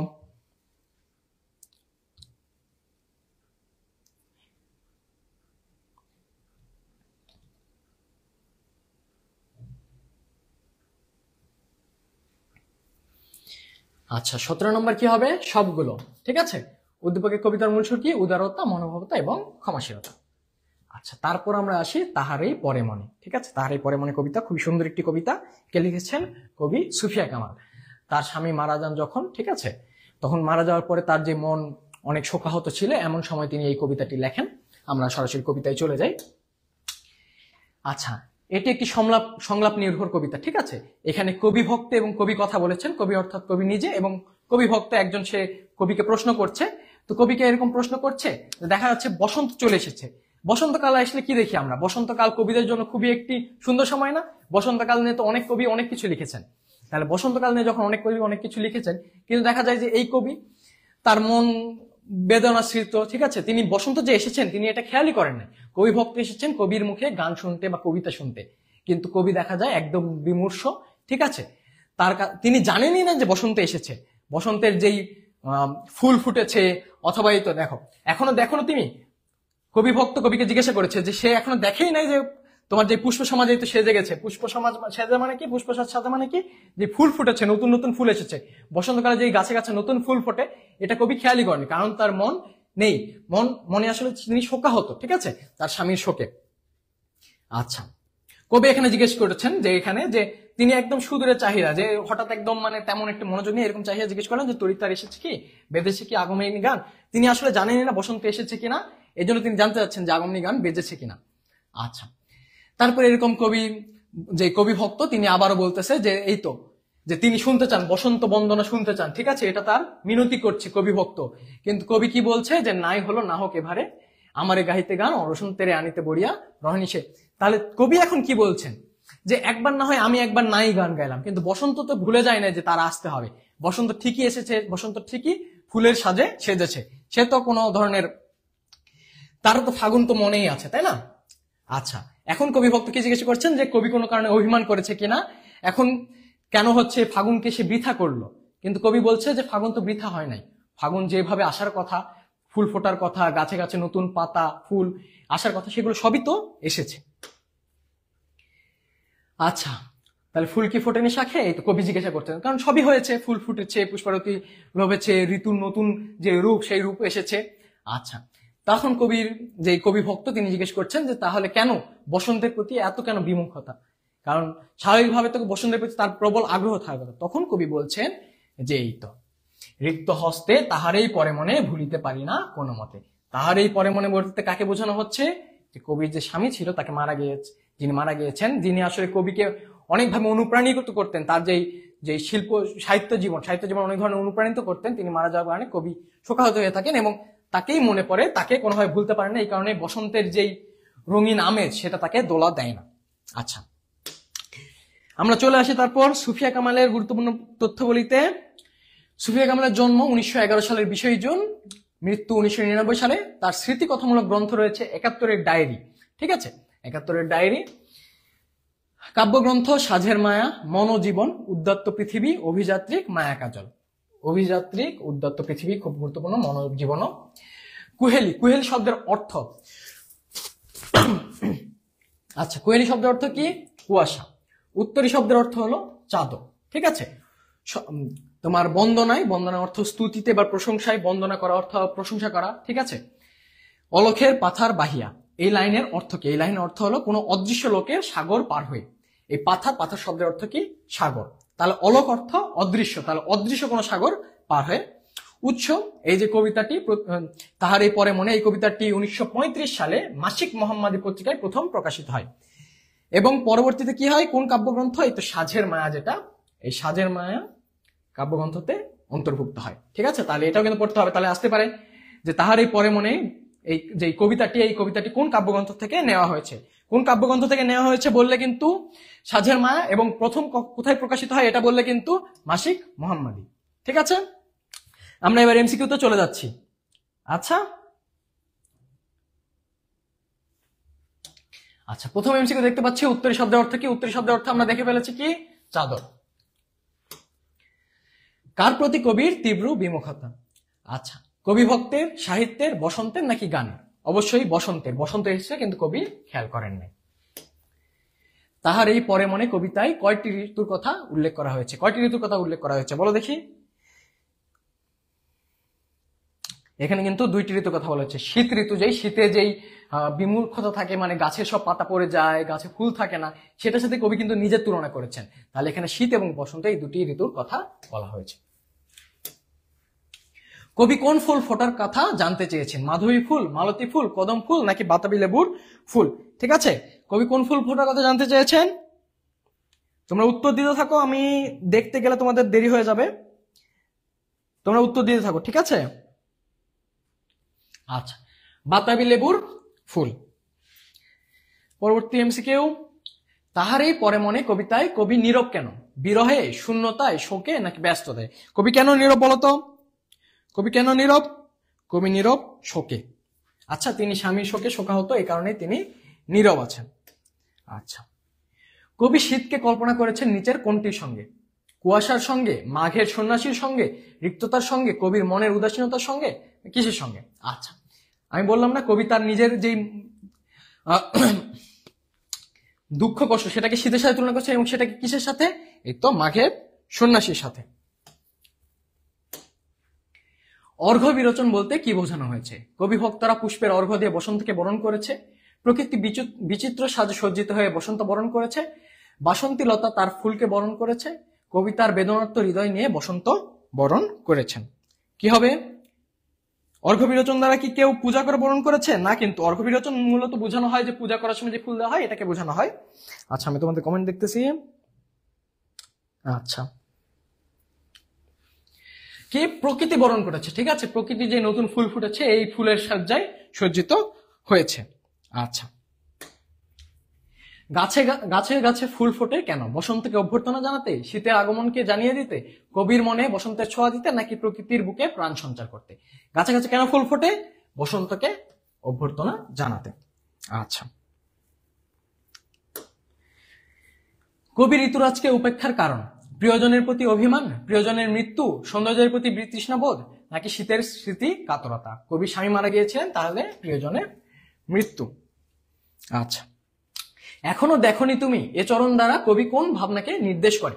কবির একাগ্রতা, কবির উদাসীনতা, কবির শোকাচ্ছন্নতা, কবির একাকিত্বতা। কোনটি বলো দেখি? কবি এখনো খেয়াল করেন নাই যে বসন্ত চলে এসেছে, তাহলে এটা দ্বারা কি বোঝাচ্ছে? কবি উদাসীন, তার কোনো দিকে মনোযোগ নেই। তাহার এই পরে মনে কবিতার আলোকে শীতের প্রধান বৈশিষ্ট্য হলো শীত প্রকৃতিকে দেয় রিক্ততার রূপ, শীতে গাছের পাতা ঝরে যায়, শীতে গাছ হয় ফুলহীন। দেখো সবগুলো কিন্তু সত্য। তাহার এই পরে মনে কবিতায় কোন দুয়ার খুলে গেছে? পশ্চিমা, উত্তর, দক্ষিণ, নাকি বসন্ত? বলো, আমি তোমাদের কমেন্ট দেখি, একটু বলো।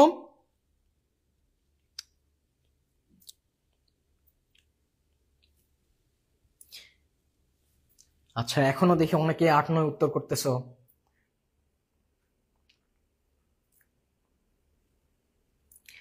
আচ্ছা, তাহলে কি তাহার বর্মণের কবিতায় কোন দুয়ার খুলে গেছে? দক্ষিণা দুয়ার। ঠিক আছে। কবি কাকে কিছুতেই ভুলতে পারছেন না? নবান্নের উৎসবকে, শীতের করুণ বিদায়কে, বসন্তের অপার সৌন্দর্যকে, নাকি বসন্তের আগমনকে? বলতো কাকে ভুলতে পারছেন না? শীতের করুণ বিদায়কে। শীতের করুণ বিদায় দ্বারা তিনি কি বুঝিয়েছেন? তার যে স্বামীর মৃত্যু, সেই স্বামীর মৃত্যুকেই বোঝানো হয়েছে। বসন্তের আগমন সত্ত্বেও কবি কেমন? উদাসী, আবেগী, উন্মনা, নাকি দুঃখিত? বলো দেখি কেমন। এখানে একটু লাইন থেকে দেখতে হবে। অনেকেই উত্তর দিতে পারো যে উদাসী। উদাসী কিন্তু হবে না। হ্যাঁ, তিনি উদাস আছেন, তিনি খেয়াল করেন নাই, কিন্তু বসন্তের আগমন সত্ত্বেও কবি কি উন্মনা, তার ওইদিকে মন নেই। ঠিক আছে, এটা কবিতার লাইন থেকে সরাসরি প্রশ্ন করা। গঠন নীতির দিক দিয়ে তাহার এই পরে মনে কি ধরনের কবিতা? কাহিনীমূলক, বর্ণনামূলক, স্বগতোক্তি, নাকি সংলাপ নির্ভর? এখানে দুজন কথা বলেছে, কবি ভক্ত এবং কবি, দুজনের সংলাপের মাধ্যমে কবিতা সম্পূর্ণ হয়েছে, তাহলে এটিকে সংলাপ নির্ভর একটি কবিতা। আচ্ছা, আমাদের এটা শেষ। তোমরা জানাও যে তাহার এই পরে মনে কবিতার কি কেমন লাগলো তোমাদের, কোনো সমস্যা আছে কিনা? ঠিক আছে, জানাতে থাকো।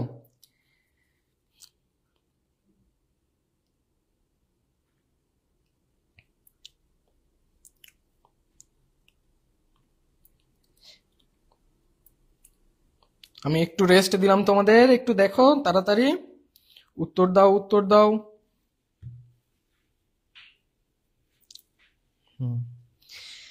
আচ্ছা, উত্তর দাও বলছি। 18 বছর বয়স, এটা শুরু হবে। আচ্ছা, আগেরটা কেমন ছিল এটা বলতে থাকো। ঠিক আছে, 18 বছর বয়স। কে লিখেছেন? সুকান্ত ভট্টাচার্য। ঠিক আছে, তিনি খুবই কম বছর বেঁচে ছিলেন, 21 বছর মাত্র, কিন্তু 21 বছর বয়সেই তিনি বেশ কিছু কাব্যগ্রন্থ লিখেছেন যেগুলো খুবই গুরুত্বপূর্ণ, মানে খুবই বিখ্যাত আর কি। ঠিক আছে। আচ্ছা, এবার 18 বছর বয়সে আমরা চলে যাই। ঠিক আছে, এটিও খুবই মানে আমাদের একদম রিসেন্ট জীবনের সাথে খুবই সংযুক্তপূর্ণ, যে গত বছর যেটা আমরা করেছিলাম, যে সবাই মিলে নেমে এসেছিলাম আন্দোলনে। ঠিক আছে, সবাই মিলে বিদ্রোহ করেছিলাম, আমাদের যেই শক্তি, সবাই মিলে একত্রিত হয়ে একটি বিশাল অভ্যুত্থান করেছিলাম, তাই না? বিপ্লব ঘটেছিল। তাহলে এই তো এখানে 18 বছর বয়সের যেই 18 বলতে এখানে একটু আমাদের খেয়াল রাখতে হবে যে 18 বছর বয়সে বলতে যে শুধুমাত্র যে 18 এমন না, 16, 17, 18, 20, 21, 22 এরকমই বোঝানো হচ্ছে। অর্থাৎ যৌবনের যে সময়টা, যৌবনে পদার্পণের যে সময়টা, যখন মানুষের মনে অনেক বেশি সাহস থাকে, অনেক বেশি আগ্রহ থাকে, ঠিক আছে, সে বিশ্বকে জয় করতে চায়, এই সময়কে বোঝানো হচ্ছে। তাহলে 18 বছর বয়স কি দুঃসহ স্পর্ধায় নেয় মাথা তোলবার ঝুঁকি। দেখো, তখন যৌবনে মাত্র পা দিল, তখন তারা কি মাথা উঁচু করে বাঁচতে চায়। আচ্ছা, মাথা উঁচু করে দাঁড়াতে চায়, যতই ধরনের ভয় থাকুক না কেন সেই ভয়কে উপেক্ষা করতে চায়, পদাঘাতে ভাঙতে চায় পাথর বাধা। তাহলে যত ধরনের বাধা আসুক না কেন সেগুলো কি পায়ের আঘাতেই ভেঙে ফেলতে চায়। আচ্ছা, তাহলে 18 বছর বয়সে আবার কি বলছে যে কাঁদতেও জানে না, আবার মাথাও নোয়াতে জানে না। তারা কি কখনো কি হার মেনে নিতে চায়? গত বছর আমরা দেখেছি না, আমরা কি কখনো হার মেনে নিয়েছি? ইন্টারনেট অফ হলো বা যত যাই কিছু হলো, আমরা কিন্তু কখনোই হার মেনে নেইনি। আমাদের এই বর্তমান যে যুবক সমাজ, তারাই কিন্তু সব করে গেছে। আচ্ছা, তারপরে এই তো বাষ্পের বেগে, দেখো আমাদের যেই হচ্ছে যেই তেজটা থাকে, এটা কিরকম? বাষ্পের বেগে স্টিমারের মতো চলে, মানে অনেক বেশি তীব্র আর কি। আচ্ছা, তারপর আমরা চলে আসি যে পরবর্তীতে কি বলছে, যেহেতু 18 বছর বয়স ভয়ঙ্কর, তাজা তাজা প্রাণে অসহ্য যন্ত্রণা, এই বয়সে প্রাণ তীব্র আর প্রখর, এই বয়স কানে আসে কত মন্ত্রণা। তাহলেই তো যৌবনে পদার্পণের সময় অনেকটাই একটা ঝুঁকিপূর্ণ একটা সময়, তাই না? যদি আমরা ভালো মতো চলি, ভালো কথা শুনি, তাহলে আমাদের জীবনে একটা সুন্দর দিকে যাবে। কিন্তু এই সময় অনেক ধরনের মন্ত্রণা আসে, কুমন্ত্রণাও আসে, তাই না? তো এই ধরনের কুমন্ত্র যদি শুনি তাহলে কিন্তু আমাদের জীবন আবার ধ্বংস হয়ে যাবে। এখানে কিন্তু বলছে এই তো 18 বছর বয়স যে দুর্বার, এই তো এই সময় কিন্তু অনেক ধরনের তুফান, আমরা কিন্তু তুফান তৈরি করতে পারি। এই বয়সে যারা আছে, তোমাদের যারা বয়সী, তারা কিন্তু অনেক কিছুই করতে পারো। আচ্ছা, তারপরে তো 18 বছর বয়সে আঘাত আসে, অবিশ্রান্ত একে একে হয় জড়ো, এ বয়স কালো লক্ষ্য দীর্ঘশ্বাসে, এ বয়স কাঁপে বেদনায় থর থর। তাহলে এই বয়সে তুমি তো অনেক কিছু আসে, যৌবনে তুমি পা দিয়েছো, তোমার জীবনে অনেক ধরনের বাধা বিপত্তি আসবে, তোমার জীবন কেঁপে উঠবে, কিন্তু তুমি কখনো মাথা নোয়াবে না, তুমি সবসময় শির দ্বারা খাড়া করে দাঁড়িয়ে থাকবে। তবু 18 শুনেছি জয়ধ্বনি, এ বয়স বাঁচে দুর্যোগে আর ঝড়ে। তবুও কিন্তু এই তো যতই কাঁপাকাঁপি শুরু হোক না কেন, যতই তুমি দুর্বল বোধ করো, কিন্তু 18 কখনো কিন্তু হেরে যায় না। তবুও 18 জয়ধ্বনি শোনা যায়, 18 সবসময় এই তো দুর্যোগ এবং ঝড়ে বেঁচে থাকে। এ বয়স ভীরু কাপুরুষ নয়, কিন্তু এ বয়সে সবাই কিন্তু সাহসী হয়ে থাকে, ঠিক আছে?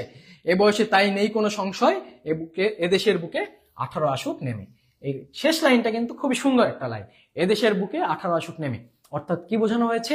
এই যে 18 বছর বয়সে যেই মানুষের মনে যেই সাহস থাকে দেশকে এগিয়ে নিয়ে যাওয়ার বা নিজের জন্য একটা ভালো কিছু করার, এই ধরনের যে আগ্রহ থাকে, দেশের সবার মধ্যেই যেন এটি চলে আসে, ঠিক আছে? তাহলে কি হবে? আমরা সবাই ভালো হতো, সামনের দিকে এগিয়ে যেতে পারবো। এই কথাটা বলা হয়েছে যে দেশের বুকেই যেন 18টা নেমে আসে, কেউ যেন অন্যায় সহ্য না করে, অন্যায়ের বিরুদ্ধে দাঁড়িয়ে পড়ে, ঠিক আছে? সকল ধরনের বিপদ আপদে সবাই একে পরের সাথে দাঁড়িয়ে পড়ে। আচ্ছা, তারপর আমরা গুরুত্বপূর্ণ যে তথ্যগুলো আছে সেগুলোতে চলে যাই।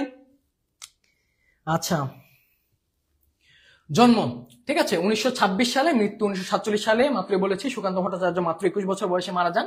তার প্রথম প্রকাশিত যে কাব্যগ্রন্থ ছাড়পত্র, ঠিক আছে, এটি অনেক হচ্ছে মানে একদম এই তো দেখো 18 বছর বয়সে যে এখানে ছাড়পত্র যে কাব্যগ্রন্থ, এই কাব্যগ্রন্থ থেকে নেওয়া হয়েছে 18 বছর বয়স।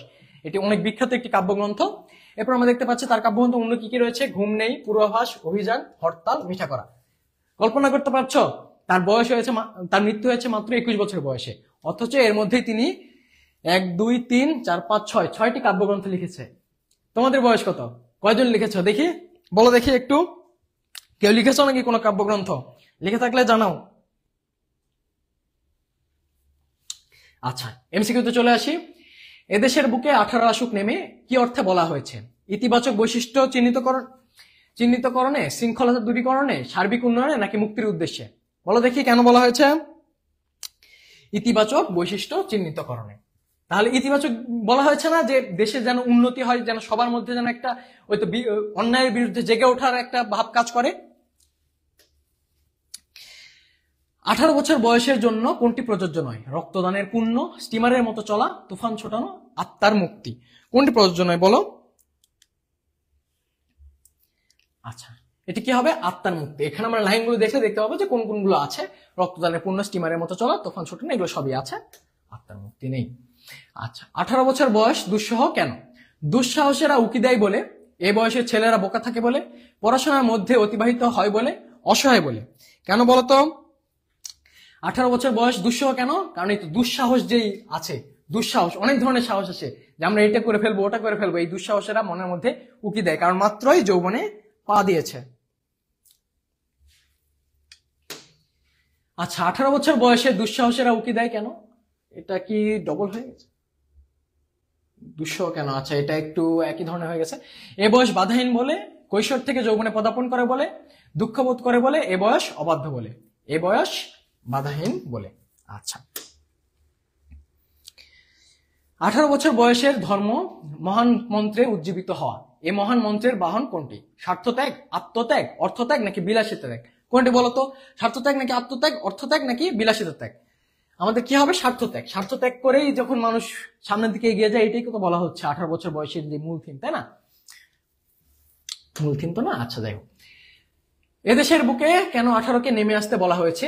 এ বয়স জটিলতা বোঝে না, এ বয়স দুর্নীতি করতে জানে না, এ বয়স শিক্ষার বয়স, এ বয়স সাহসী, দুর্বার প্রতি গতিসম্পন্ন ও কল্যাণব্রতী। এদেশের বুকে 18কে কেন নেমে আসতে বলা হয়েছে বলো? এ বয়স সাহসী, দুর্বার গতিসম্পন্ন এবং কল্যাণব্রতী। আচ্ছা, 18 বছর বয়সে কি প্রকট হয়ে দেখা দেয়? মানবিক সম্পর্ক, জীবন সংকট, অনুভূতির তীব্রতা ও সুগভীর সংবেদনশীলতা, অস্তিত্ব সংকট ও মৃত্যু ভাবনা। কোনটি হতে পারে? 7 নাম্বার বলো। অনুভূতির তীব্রতা এবং সুগভীর সংবেদনশীলতা। এর মধ্যে মানুষের অনুভূতিটা অনেক তীব্র হয়ে যায় এই বয়সে, ঠিক আছে। 18 বছর বয়সে মানুষ আত্মপ্রত্যয়ী হয় কেন? বুদ্ধিমান থাকে বলে, দুর্বিনীত যৌবনে পদার্পণ করে বলে, এ বয়সে মানুষ কিশোর থাকে বলে, নাকি বিদ্রোহী হয় বলে? কেন? এ বয়সে এই তো দুর্বিনীত যৌবন, ঠিক আছে, এই দুর্বিনীত যৌবনে পদার্পণ করে বলে। সুকান্ত ভট্টাচার্য কোন কবিতার আজীবন সম্পাদক ছিলেন? কোন পত্রিকার আজীবন সম্পাদক ছিলেন, এটা কি বলতে পারবে তোমরা? দেখি কে কি কমেন্ট করতেছো। তিনি আজীবন বলতে মৃত্যু পর্যন্ত, ঠিক আছে। তার তো যেহেতু বয়স কম ছিল, তিনি এই মৃত্যু পর্যন্ত স্বাধীনতা যেই পত্রিকা, এই পত্রিকার সম্পাদক ছিলেন। 18 বছর বয়সে কি উকি দেয়? দুঃসাহসেরা, সাহসেরা, ভয় নাকি বিপদ? কি উকি দেয়? দুঃসাহসেরা। 18 বছর বয়সের তরুণেরা শপথের কোলাহলে কি সঁপে দেয়? কি সঁপে দেয়? রক্ত, প্রাণ, মাথা নাকি আত্মা? আত্মাকে সঁপে দেয়। 18 বছর বয়স কবিতাটি কোন ছন্দে রচিত? মাত্রাবৃত্ত, স্বরবৃত্ত, অক্ষরবৃত্ত নাকি ছন্দহীন? বলো, কোন বৃত্তে রচিত? মাত্রাবৃত্ত। 18 বছর বয়স কিভাবে ধ্বংসাত্মক হয়ে উঠতে পারে? আচ্ছা, নিজেকে সাহসী ভাবলে, জীবন সংকটে এলে, বন্ধন ছিন্ন করলে, নাকি নিজেকে সঠিকভাবে পরিচালনা করতে না পারলে? কখন? এই সময় যেহেতু একটা পরিবর্তনের মধ্য দিয়ে আসে মানুষ, আমি বললাম না যে ভালো পরিবর্তন হতে পারে, খারাপ পরিবর্তন হতে পারে। তাহলে যদি নিজেকে সঠিকভাবে পরিচালনা করতে না পারে, তাহলে কি খারাপ একটা পরিবর্তন হয়ে যাবে, তাহলে তখন ধ্বংসাত্মক হয়ে উঠতে পারে। 18 বছর বয়সকে কবি স্টিমারের সঙ্গে তুলনা করেছেন কেন? এ বয়স গতিশীল বলে, এ বয়স স্থির বলে, এ বয়স অবরুদ্ধ, এ বয়স বন্ধনহীন বলে। দেখো, 18 বছর বয়সটা কি গতিশীল না অনেক? এ বয়সে মানুষ একটা পরিবর্তনের মধ্যে দিয়ে যায় এবং অনেক গতিশীল, ঠিক আছে। মানুষ অনেক বেশি দ্রুত চিন্তা করে বা দ্রুত একটা পরিবর্তনের মধ্যে দিয়ে যায়, তাহলে এই জন্যই কি স্টিমারের সাথে তুলনা করছে, স্টিমার অনেক দ্রুত চলে এই কারণে। আচ্ছা, আবার আমাদের ব্যাচের কথা চলে এসেছে, ঢাবি স্বপ্নপূরণ ব্যাচ। তোমরা যারা ভর্তি হতে চাও ভর্তি হতে পারবা, ঠিক আছে। এই তো 500 টাকা কোর্স হচ্ছে বর্তমানে দিয়ে প্রি বুকিং করে ফেলতে পারো, এবং যে আমাদের প্রি বুকিং করলে তোমরা যে বই 5টি আছে, এই বই 5টি এখনই গিফট পাবে, এবং সাথে কি টি শার্ট, ঠিক আছে। আমাদের কোর্স ফি কিন্তু 2999 টাকা, কিন্তু প্রি বুকিং করতে পারছো তোমরা 500 টাকায়। আচ্ছা, আমাদের ম্যাটেরিয়াল একটু সরবরাহ করা হচ্ছে, পরবর্তী ম্যাটেরিয়ালটা একটু অপেক্ষা করো, আমি তোমাদের কমেন্ট দেখি। কমেন্ট করো তোমরা, ক্লাস কেমন লাগছে জানাও।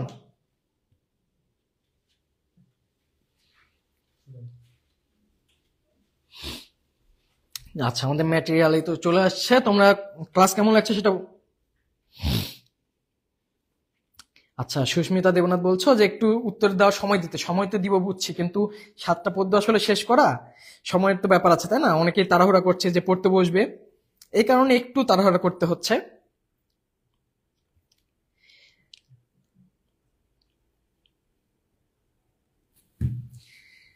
আচ্ছা, ফেব্রুয়ারি 1969 আমাদের চলে এসেছে, ঠিক আছে। তোমরা একটু কমেন্ট করো যে এতক্ষণ অবধি ক্লাস কেমন লাগলো সেটা বলতে থাকো।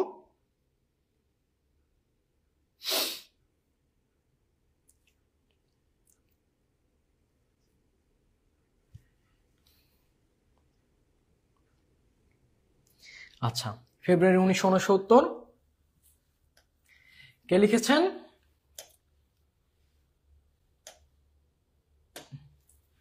আচ্ছা, কবির নাম লেখা ছিল, এখানে কবির নামটা আমি লিখে দেই, যেহেতু অনেকে এটা ভুল করো। কবির নাম কি? শামসুর, তারপর লিখো, এটা লিখো কি, শামসুর রাহমান, ঠিক আছে। রাহমান, রহমান না কিন্তু, এটাই খেয়াল করতে হবে আমাদের, যে সব জায়গায় যেহেতু আমাদের সবার নামেই রহমান থাকে, আমরা রহমান লিখি, কিন্তু কবির নাম কিন্তু ভুল করা যাবে না, ঠিক আছে। যে যার নাম লেখে, নিজের নামের স্পেলিং যা লেখে সেটাই কিন্তু সবসময় ঠিক নাম। তাহলে এটা কি? শামসুর রহমান, কবির নাম ভুল করা যাবে না কখনোই, ঠিক আছে। এটা আমরা নাম দেখে বুঝতে পারতেছি ফেব্রুয়ারি 1969, এটা 1969 সালে যে প্রেক্ষাপট ছিল, ঠিক আছে, গণ অভ্যুত্থান, এই প্রেক্ষাপটেই লেখা। এখানে আমরা দেখতে পাচ্ছি আবার ফুটেছে, দেখো কৃষ্ণচূড়া। আচ্ছা, ফেব্রুয়ারি 1969, ফেব্রুয়ারি মাসে মূলত কি থাকে আমাদের? বসন্তকাল থাকে না? তাহলে বসন্তকালে কবি বলছেন যে কৃষ্ণচূড়া ফুটে উঠেছে, এবং কৃষ্ণচূড়া ফুলের যে রং, ঠিক আছে, এই রংটা দেখেই তো আমাদের বলছে কি যে আমাদের চেতনার রং, এই রংটা কি মনে হচ্ছে? যে শহীদের যে রক্তের রং লাল, সেই রক্তের রং লাল যেন মনে হচ্ছে, এই তো রক্তের সাথে বুদবুদ, ঠিক আছে, শহীদের রক্তের কারণে মনে হচ্ছে যে এই কৃষ্ণচূড়া ফুলগুলো আরো যেন তেজদীপ্ত লাল হয়ে উঠেছে। আচ্ছা আচ্ছা, কোন রং ভালো লাগে চোখে? দেখো, এই রং যেটা আছে সেই রং কিন্তু সুন্দর লাগতেছে আমাদের চেতনার রং, কিন্তু এখন বলতেছে যে এই রঙের বিপরীত আরেকটা রং আছে, যে রং আমাদের ভালো লাগে না। সে রং কিসের রং? যে রং সন্ত্রাস আনে। অর্থাৎ এই যে আমাদের যে চেতনার রং, ঠিক আছে, লাল রং, এই রং ব্যতীত যে রং বিপরীত রং যেটা সন্ত্রাস আনে, সেই রং কিন্তু আমাদের ভালো লাগে না। কিন্তু সেই রঙেই ছেয়ে গেছে আমাদের পথঘাট। সেই সময় যেই অত্যাচার নির্যাতন হতো, সেই নির্যাতনকে বোঝানো হচ্ছে যে অন্যান্য যেই রঙে পথঘাট ছেয়ে গেছে, পথঘাটে সব নির্যাতন, ঠিক আছে, তখন আমাদের যে পাকিস্তানি সরকার তারা যে নির্যাতন করতো, এটাকে বোঝানো হয়েছে ঘাতকের অশুভ আস্তানা। বুঝতে পারছো না? আচ্ছা, রাত দিন ভুলণ্ঠিত ঘাতকের আস্তানায়, কেউ মরা কেউ আধমরা, কেউ কেউ বা ভীষণ জেদি দারুণে পড়া বিপ্লবে ফোটে। আচ্ছা ঠিক আছে, তাহলে এ ধরনের কি বলছে যে এই তো পাকিস্তানি সরকার যে ধরনের নির্যাতন করা শুরু করলো, তখন যে ঘাতক, এই ঘাতকের কারণে যে দারুণ বিপ্লবে ফুটে পড়ে, সেই মানুষটাকে ফেটে পড়ে। এবং এখানেই বোঝানো হচ্ছে যে তখন আমাদের যেই 1952 সালে ভাষা আন্দোলনের সময় যেই সালাম বরকতরা নেমে পড়েছিল রাজপথে, এরকম আবার রাজপথে নামা লাগতে পারে, কারণ আবার যেই নির্যাতনের সীমা ছাড়িয়ে গেছে, ঠিক আছে। সালাম নামে রাজপথে শূন্যে তোলে ফ্ল্যাগ, বরকত বুক পাতে ঘাতকের থাবার সম্মুখে। এই তো 52 সালে যখন তারা পুলিশের গুলির সামনে যে মাথা পেতে দিয়েছিল, ঠিক আছে, বুক পেতে দিয়েছিল, এটাকে বোঝানো হচ্ছে যে প্রয়োজন হলে মানুষ কিন্তু আবার এরকম মাথা পেতে দেবে। সালামের চোখ আজ আলোচিত ঢাকা, সালামের মুখ আজ তরুণ শ্যামল পূর্ব বাংলা। দেখলাম রাজপথে, দেখলাম আমরা সবই জনসাধারণ, দেখলাম সালামের হাত থেকে নক্ষত্রের মতো ঝরে অবিরত অবিনাশী বর্ণমালা। তাহলেই তো দেখো, ভাষা আন্দোলনের সাথে এটা কিন্তু অনেকটুকু তুলনা করা হচ্ছে। ভাষা আন্দোলন যে এই তো সালামরা কি করেছিল? ভাষার জন্য, বাংলা ভাষার জন্য লড়াই করেছিল না? বাংলা ভাষার জন্য তো জীবন দিয়েছিল। তাহলে কি দেখতে পাচ্ছে জনগণ? দেখতে পাচ্ছে যে এই তো আবার পাকিস্তানিরা নির্যাতন শুরু করছে, তারা আবার সব ধরনের অধিকার কেড়ে নিতে চাচ্ছে। তখন কি দেখছে? যে সালামের হাত থেকে নক্ষত্রের মতো যেই বর্ণমালা, বাংলা বর্ণমালা, এগুলো ঝরে পড়ছে। আর বরকত বলে গাঢ় উচ্চারণে, এখনো বীরের রক্তে দক্ষিণী মাতার অশ্রু জলে, ফোটে ফুল বাস্তবে বিশাল চত্বরে, হৃদয়ের হরিত উপত্যকায়। সেই ফুল আমাদেরই প্রাণ, শিহরিত ক্ষণে ক্ষণে আনন্দের রোদ্রে আর দুঃখের ছায়। তাহলে এখানে ফুল দ্বারা বোঝানো হচ্ছে আমাদের বাংলা ভাষা, ঠিক আছে। তাহলে এই ফুল বলা হচ্ছে আমাদের প্রাণ। এই বাংলা ভাষাকে আমাদের প্রাণের সাথে তুলনা করা হচ্ছে, কারণ এই বাংলা ভাষার জন্যই আমাদের মূল যে আন্দোলনের শুরুটা হয়েছিল কিন্তু ভাষার জন্যই, তাই না?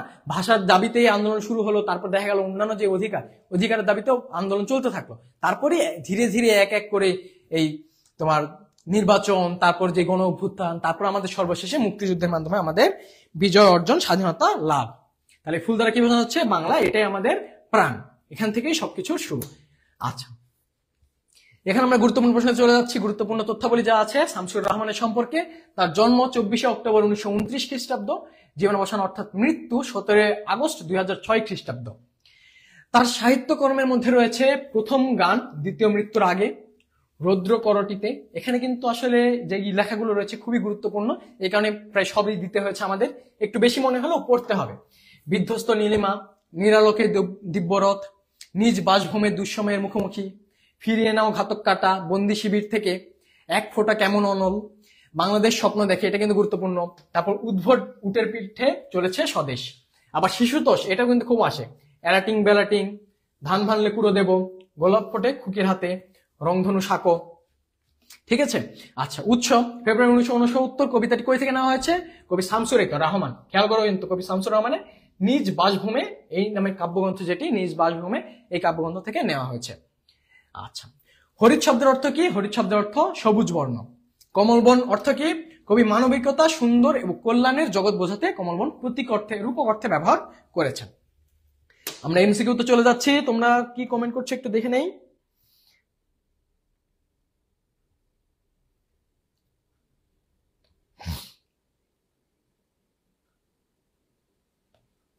আচ্ছা, এমসিকিউ আমরা শুরু করছি, ঠিক আছে। ফেব্রুয়ারি 1969 কবিতায় কোন কোন ভাষা শহীদের কথা বলা হয়েছে? আমরা মাত্রই দেখে আসলাম কিন্তু, তাই না? মাত্রই দেখে আসি নাই?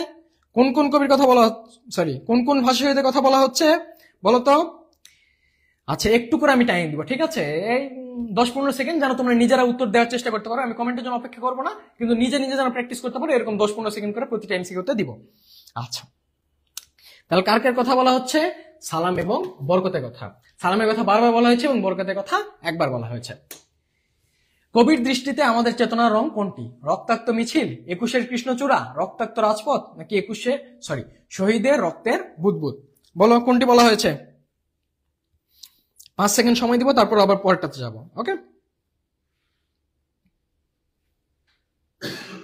কবির দৃষ্টিতে আমাদের চেতনার রং হলো 21-এর কৃষ্ণচূড়া। আচ্ছা, শূন্যে ফ্ল্যাগ তুলে ধরে কে? শূন্যে ফ্ল্যাগ তুলে কে ধরে? সালাম, বরকত, তরুণ, নাকি লেখক? বলো বলো, কে ধরে?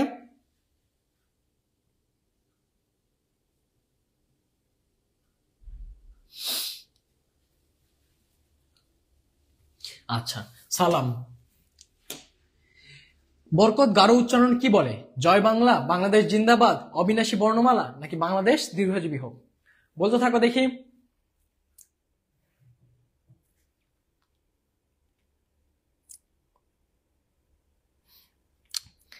আচ্ছা, অবিনাশী বর্ণমালা।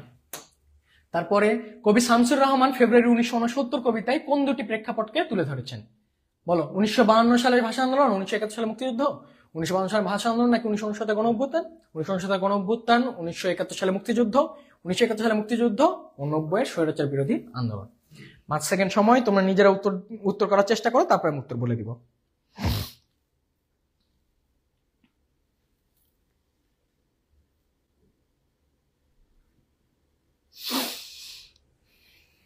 আচ্ছা, তাহলে এটা তো আমরা জানি, 52 ভাষা আন্দোলন এবং 1969 গণ অভ্যুত্থান। সালাম আবার কখন ফিরে আসে? 71-এ, 69-এ, 52-তে, 66-তে? বলো, চেষ্টা করো কোনটি।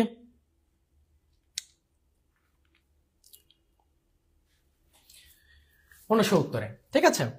তারপরেরটিতে যাই।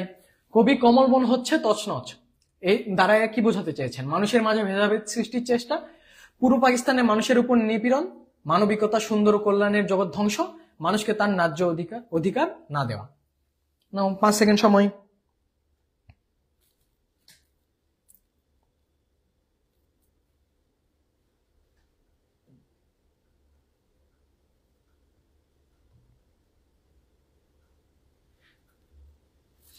আচ্ছা, তাহলে কি? মানবিকতা, সুন্দর ও কল্যাণের জগৎ ধ্বংস।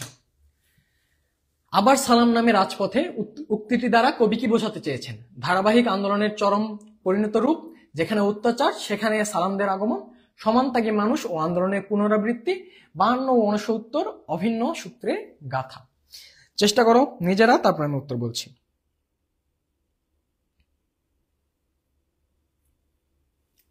আচ্ছা, এখানে বোঝানো হচ্ছে কি তাহলে?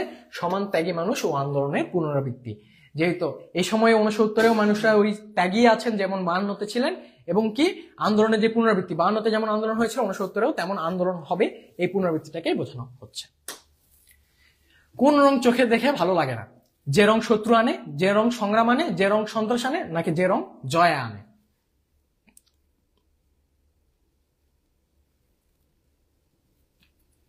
আচ্ছা, এটার উত্তর কি হবে? যে রং সন্ত্রাস আনে।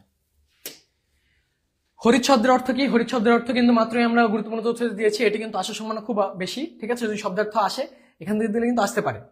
হরিৎ, লাল, নীল, সবুজ, হলুদ, কোনটি হবে? সবুজ বর্ণ।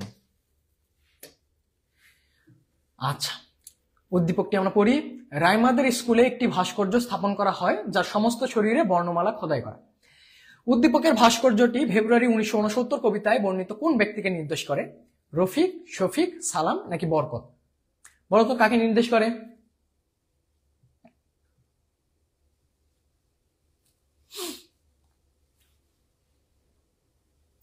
বর্ণমালার কথা কে বলেছিল? বর্ণমালা নক্ষত্রের মতো বর্ণমালা ঝরে?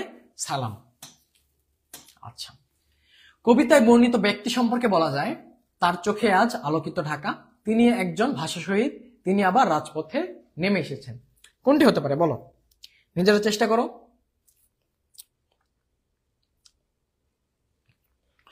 তোমরা উত্তর দিতে থাকো, ঠিক আছে? আমি এমসিকিউ পড়ছি না, কারণ লাইভে একটু 30-40 সেকেন্ড পরে টেলিকাস্ট হয়, তোমাদের এমসিকিউ আসতে, উত্তর আসতে আরো দেরি হচ্ছে। এভাবে দেরি করলে তো আসলে অলরেডি 10:30 বেজে গেছে। আচ্ছা, কি হবে? সবগুলো। আচ্ছা, 21-এর কৃষ্ণচূড়া কথাটি আমাদের কি স্মরণ করিয়ে দেয়?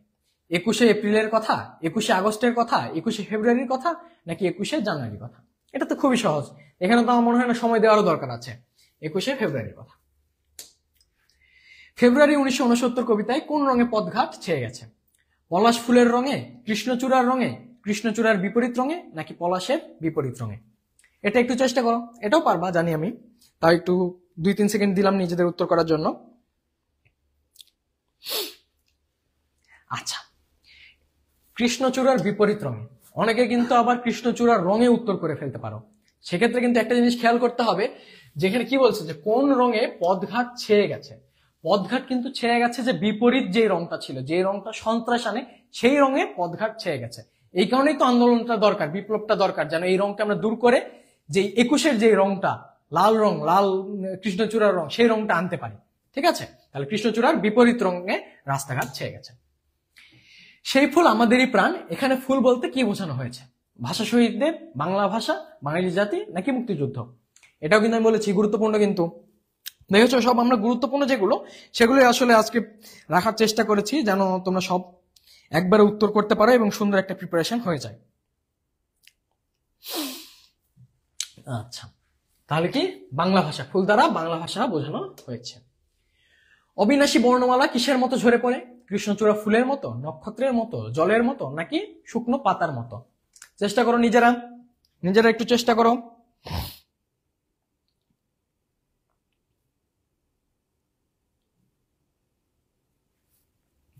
কিসের মতো? নক্ষত্রের মতো ঝরে পড়ে। আচ্ছা, ফেব্রুয়ারি 1969 কবিতায় আবার সালাম রাজপথে নামে কেন? ভাষা আন্দোলনে যোগ দিতে, জাতিগত দাঙ্গা বন্ধ করতে, ঘাতকের আস্তানা ধ্বংস করতে, নাকি গণজাগরণের জন্য? নিজেরা 3 সেকেন্ড 4 সেকেন্ড নাও, শেষ করো দেখি।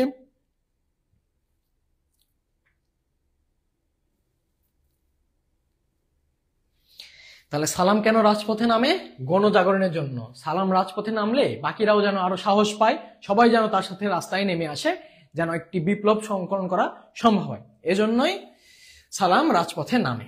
আচ্ছা, তারপর আমরা চলে আসছি আমাদের আজকের শেষ কবিতায়। ঠিক আছে, শেষ কবিতা কি? আমি কিংবদন্তির কথা বলছি। তোমাদের সবাই কি এখন অব্দি বুঝতে পেরেছ? কোনো সন্দেহ আছে? কোনো কিছুতে প্রবলেম আছে? থাকলে জানাও। আমি কিংবদন্তির কথা বলছি। ঠিক আছে, কে লিখেছেন? আবু জাফর ওবায়দুল্লাহ। কে লিখেছেন? আবু জাফর ওবায়দুল্লাহ। আচ্ছা, আমরা কবিতায় চলে আসি। কি? আমি কিংবদন্তির কথা বলছি। আচ্ছা, এখানে কবি কি বলছেন যে কিংবদন্তি অর্থাৎ কিংবদন্তি একদম শব্দের অর্থ হলো লিজেন্ড বা আগের জন্য কোনো ধরনের কথা। ঠিক আছে, তো এখন এখানে কিংবদন্তি দ্বারা কবি কাকে বুঝিয়েছেন? যে তার যারা পূর্বপুরুষ ছিল সেই পূর্বপুরুষের কথা বুঝিয়েছেন। আমি আমার পূর্বপুরুষের কথা বলছি, তার করতলে পলিমাটির সৌরভ ছিল, তার পিঠে রক্ত জবার মতো ক্ষত ছিল। দেখো, করতলে পলিমাটির সৌরভ ছিল মানে কি? পলিমাটির সৌরভ কার কাছে থাকে? কৃষকের হাতে, তাই না? করতলে মানে হাতের তলে। তাহলে কার হাতের তলে পলিমাটির সৌরভ ছিল? কৃষকের। তাহলে বোঝানো হয়েছে তার যে পূর্বপুরুষরা কি ছিল? কৃষক ছিল। আবার বলছে তার পিঠে রক্ত জবার মতো ক্ষত ছিল। রক্ত জবার মতো ক্ষত, কার পিঠে ক্ষত থাকে? যার পিঠে আঘাত করা হয়। তাহলে বোঝানো হচ্ছে যে তার পূর্বপুরুষরা কিন্তু কৃতদাস ছিলেন অথবা নিপীড়িত ছিলেন। ঠিক আছে, মেন কথা হলো নিপীড়িত ছিলেন। বোঝানো হচ্ছে যে কৃতদাসদের যেমন করে আঘাত করা হতো, নিপীড়িতদের প্রতি এভাবে শোষণ করা হতো যেন তার পিঠে রক্ত জমার মতো ক্ষত ছিল। ঠিক আছে, তার পূর্বপুরুষরা কিসের কথা বলতো? অতিক্রান্ত পাহাড়ের কথা। তারা এত শক্তিশালী ছিল যে পাহাড় অতিক্রম করতে পারতো। অরণ্য এবং সাপদের কথা বলতো। ঠিক আছে, বন এবং বিপদের কথা বলতো। পতিত জমি আবাদের কথা বলতেন। পতিত জমি অর্থাৎ যে জমি আবাদ করা যায় না। তাহলে তারা এতই শক্তিশালী অথবা কর্মঠ ছিল যে তারা যে জমিতে আবাদ করা যায় না সেই জমিতেও আবাদ করতেন। ঠিক আছে, জিহ্বায় তিনি কবি এবং কবিতার কথা বলতেন। তাহলে তারা কি করতো? কবি এবং কবিতার কথা বলতো। জিহ্বায় উচ্চারিত প্রতিটি সত্য শব্দ কবিতা। এখানে সত্য শব্দকে অনেক সুন্দর একটা নাম দেওয়া হয়েছে। সত্য শব্দকে বলা হয়েছে কবিতা। তাহলে যাহা সত্য, সত্য যে কোনো শব্দই সুন্দর। তো এই সুন্দরই তো আমাদের কবিতাগুলো তো সুন্দর হয়। এই কারণে সত্য শব্দকে কবিতার সাথে তুলনা করা হয়েছে। কর্ষিত জমির প্রতিটি শস্য দানা কবিতা। যে কবিতা শুনতে জানে না সে ঝড়ের আর্তনাদ শুনবে। তাহলে কর্ষিত জমি মানে চাষ করা জমির প্রতিটি শস্য দানাই কি? কবিতা। কিন্তু যে কবিতা শুনতে জানে না সে কি শুনবে? তাহলে সে শুনবে ঝড়ের আর্তনাদ। ঠিক আছে, তার মনে শ্রুতিমধুর কিছু যাবে না, তার কানে যাবে কি? ঝড়ের শব্দ আর কি। যে কবিতা শুনতে জানে না সে দিগন্তের অধিকার থেকে বঞ্চিত হবে, যে কবিতা শুনতে জানে না সে আজন্ম কৃতদাস থেকে যাবে। তাহলে কি সে তার কোনো দিগন্তের অধিকার, যে যা অধিকার ছিল সে কবিতা শুনতে না জানলে সেই অধিকারগুলো থেকে বঞ্চিত হবে এবং কি কৃতদাস থেকে যাবে। ঠিক আছে, সে কোনো মুক্তির পথ পাবে না। কবিতা আমাদের একটি মুক্তির পথ এনে দেয়, সেই ধরনের কোনো মুক্তির পথ পাবে না, সে সারা জীবনে কি থাকবে,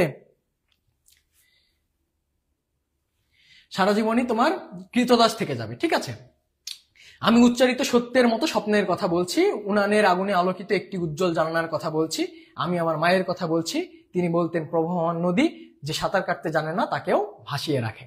তাহলে কি বলছে, যেহেতু সত্যের মতো স্বপ্নের কথা বলছে, ঠিক আছে, এবং উনুনের আগুনে আলোকিত একটি উজ্জ্বল জানালার কথা বলছে, যে জানালা খোলা আছে সেটা একদম অনেক আলোকিত। কেমন আলোকিত? উনুন অর্থাৎ চুলাতে আগুন জ্বলে যেরকম আলোকিত থাকে সেরকম আলোর কথা।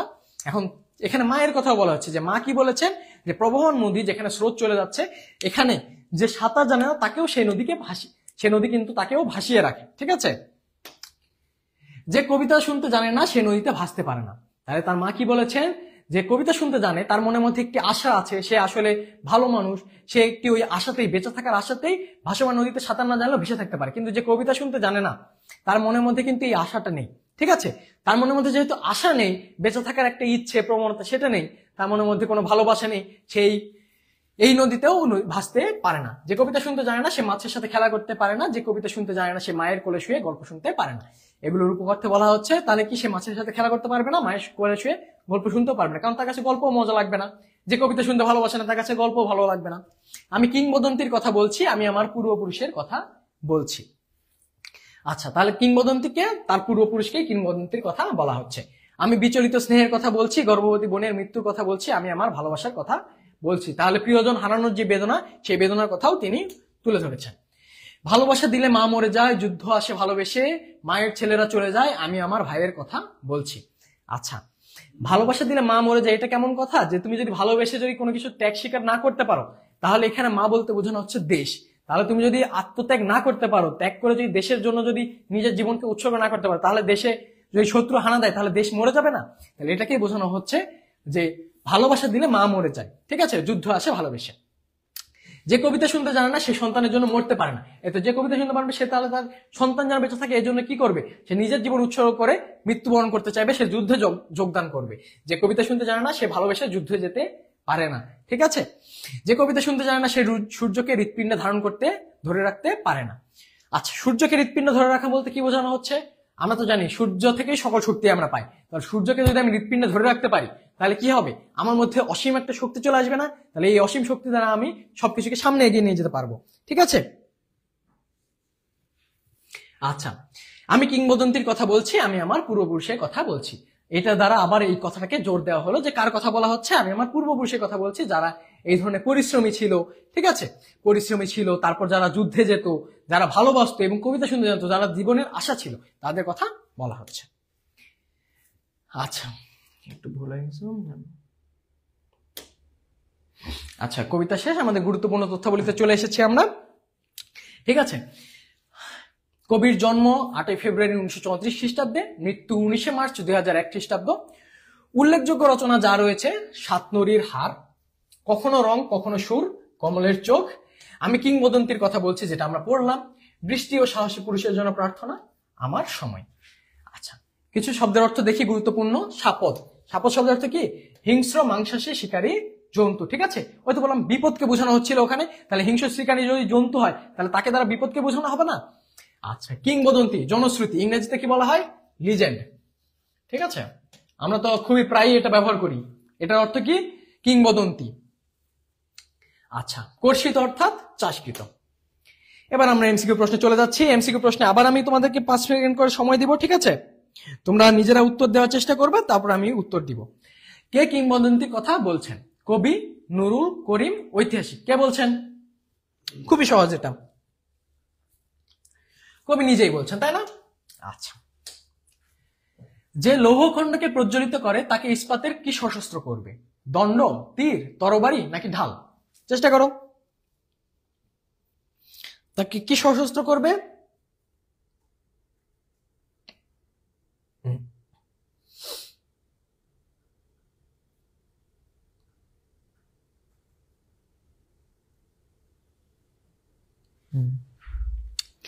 আচ্ছা, তাকে তরবারি সশস্ত্র করবে। কেন মানুষ দিগন্তের অধিকার থেকে বঞ্চিত হবে? কবিতা না শোনায়, দেশপ্রেম না থাকায়, গান না শোনায়, গল্প না শোনায়। কেন বলো? এটাই তো কবিতার মূল আর কি, যে এখানে বেশিরভাগ ক্ষেত্রেই বলা হয়েছে, বেশিরভাগ লাইনেই বলা হয়েছে। তাহলে কি হবে? কবিতা না শোনায়।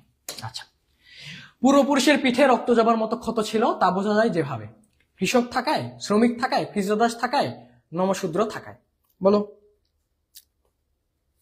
এটা আমরা আলোচনা করেছি না? তাহলে তো এটা খুবই সহজ। কৃতদাস থাকায়, কৃতদাসের পিঠে যেহেতু আঘাত করা হতো, এই কারণে তার পিঠে দাগ থেকে যেত আঘাতের। শত্রুরা কেন পেছন থেকে আক্রমণ করেছে? তাদের চিনতে পারবে না বলে, তারা ভীরু বলে, প্রতিহত হওয়ার ভয়ে, তারা চালাক বলে। কেন বলো? চেষ্টা করো নিজেরা।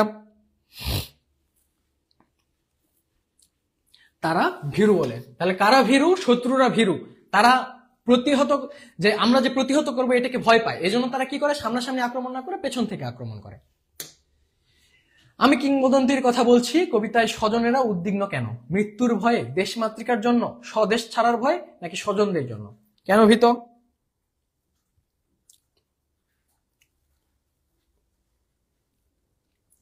তাহলে স্বজনেরা ভীত স্বজনদের জন্য, তারা চিন্তা করে নিজেদের স্বজনদের জন্য, প্রিয়দের জন্য, তাই না? কবি আবু জাফর ওবায়দুল্লাহ কেন তার পূর্বপুরুষের কথা বলেছেন? সাহসী ছিল বলে, নিপীড়িত হয়েছে বলে, জমিদার ছিল বলে, গৌরবোজ্জ্বল ইতিহাস রয়েছে বলে। কেন বলো? চেষ্টা করো নিজেরা, দেখি কে কি পারো। আচ্ছা, গৌরবোজ্জ্বল ইতিহাস রয়েছে বলে। আমি কিংবদন্তির কথা বলছি, কবিতায় কবি যে পুত্রগণের কথা বলেছেন তারা কেমন? দীর্ঘদেহী, খর্বদেহী, স্থূলদেহী, নাকি সূক্ষ্মদেহী? বলতো কেমন?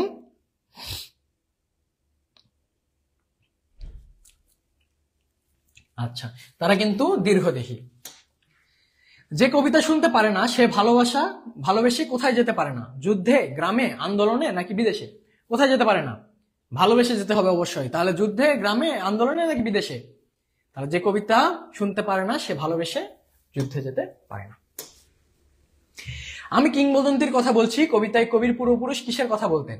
রক্তজবা, শস্যদানা, পলিমাটি, অতিক্রান্ত পাহাড়ের কথা। কিসের কথা বলতেন বলতো? তারা অতিক্রান্ত পাহাড়ের কথা বলতেন।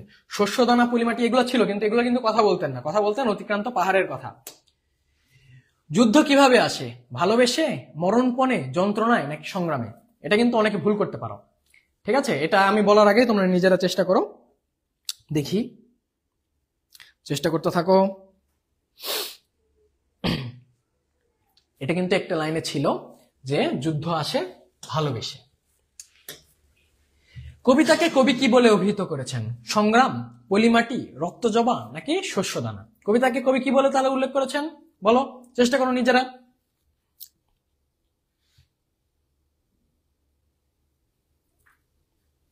কবিতাকে কবি শস্যদানার সাথে তুলনা করেছেন বা অভিহিত করেছেন। কবি উচ্চারিত সত্যের মতো কিসের কথা বলেছেন? আশা, স্বপ্ন, ইচ্ছা, নাকি আকাঙ্ক্ষা? কিসের কথা বলেছেন বলতো? উচ্চারিত সত্যের মতো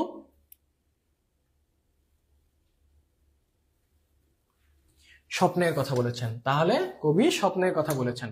এরপর আমরা আসি, আমরা কি তার মতো কবিতার কথা বলতে পারবো? এই অংশে কবির কোন আকাঙ্ক্ষা প্রকাশ পেয়েছে? কোন আকাঙ্ক্ষা প্রকাশ পেয়েছে? মুক্ত জীবন, দেশপ্রেম, নাকি প্রতিবাদী চেতনা, নাকি মাতৃপ্রীতি? কোনটি বলো?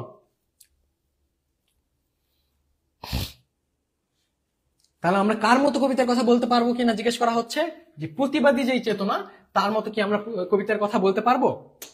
আচ্ছা, জননীর আশীর্বাদে কার আয়ু দীর্ঘায়িত হবে?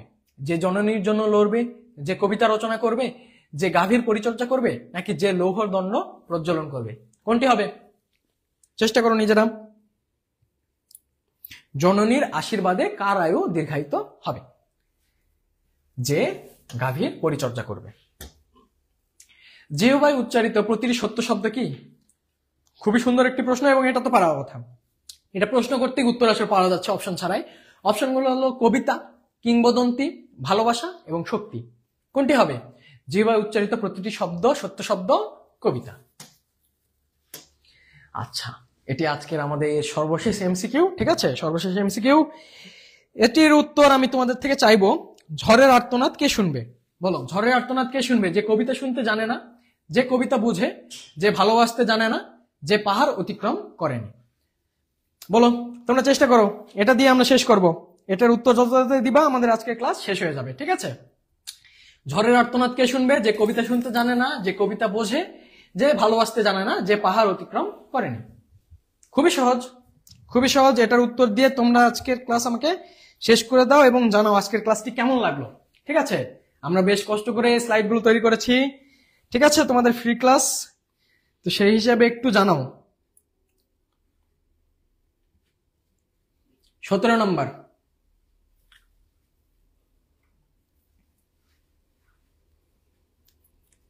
নম্বরের উত্তর এখনো আসে নাই। আচ্ছা, তোমরা কিন্তু একটু নাম্বার দিও, ঠিক আছে?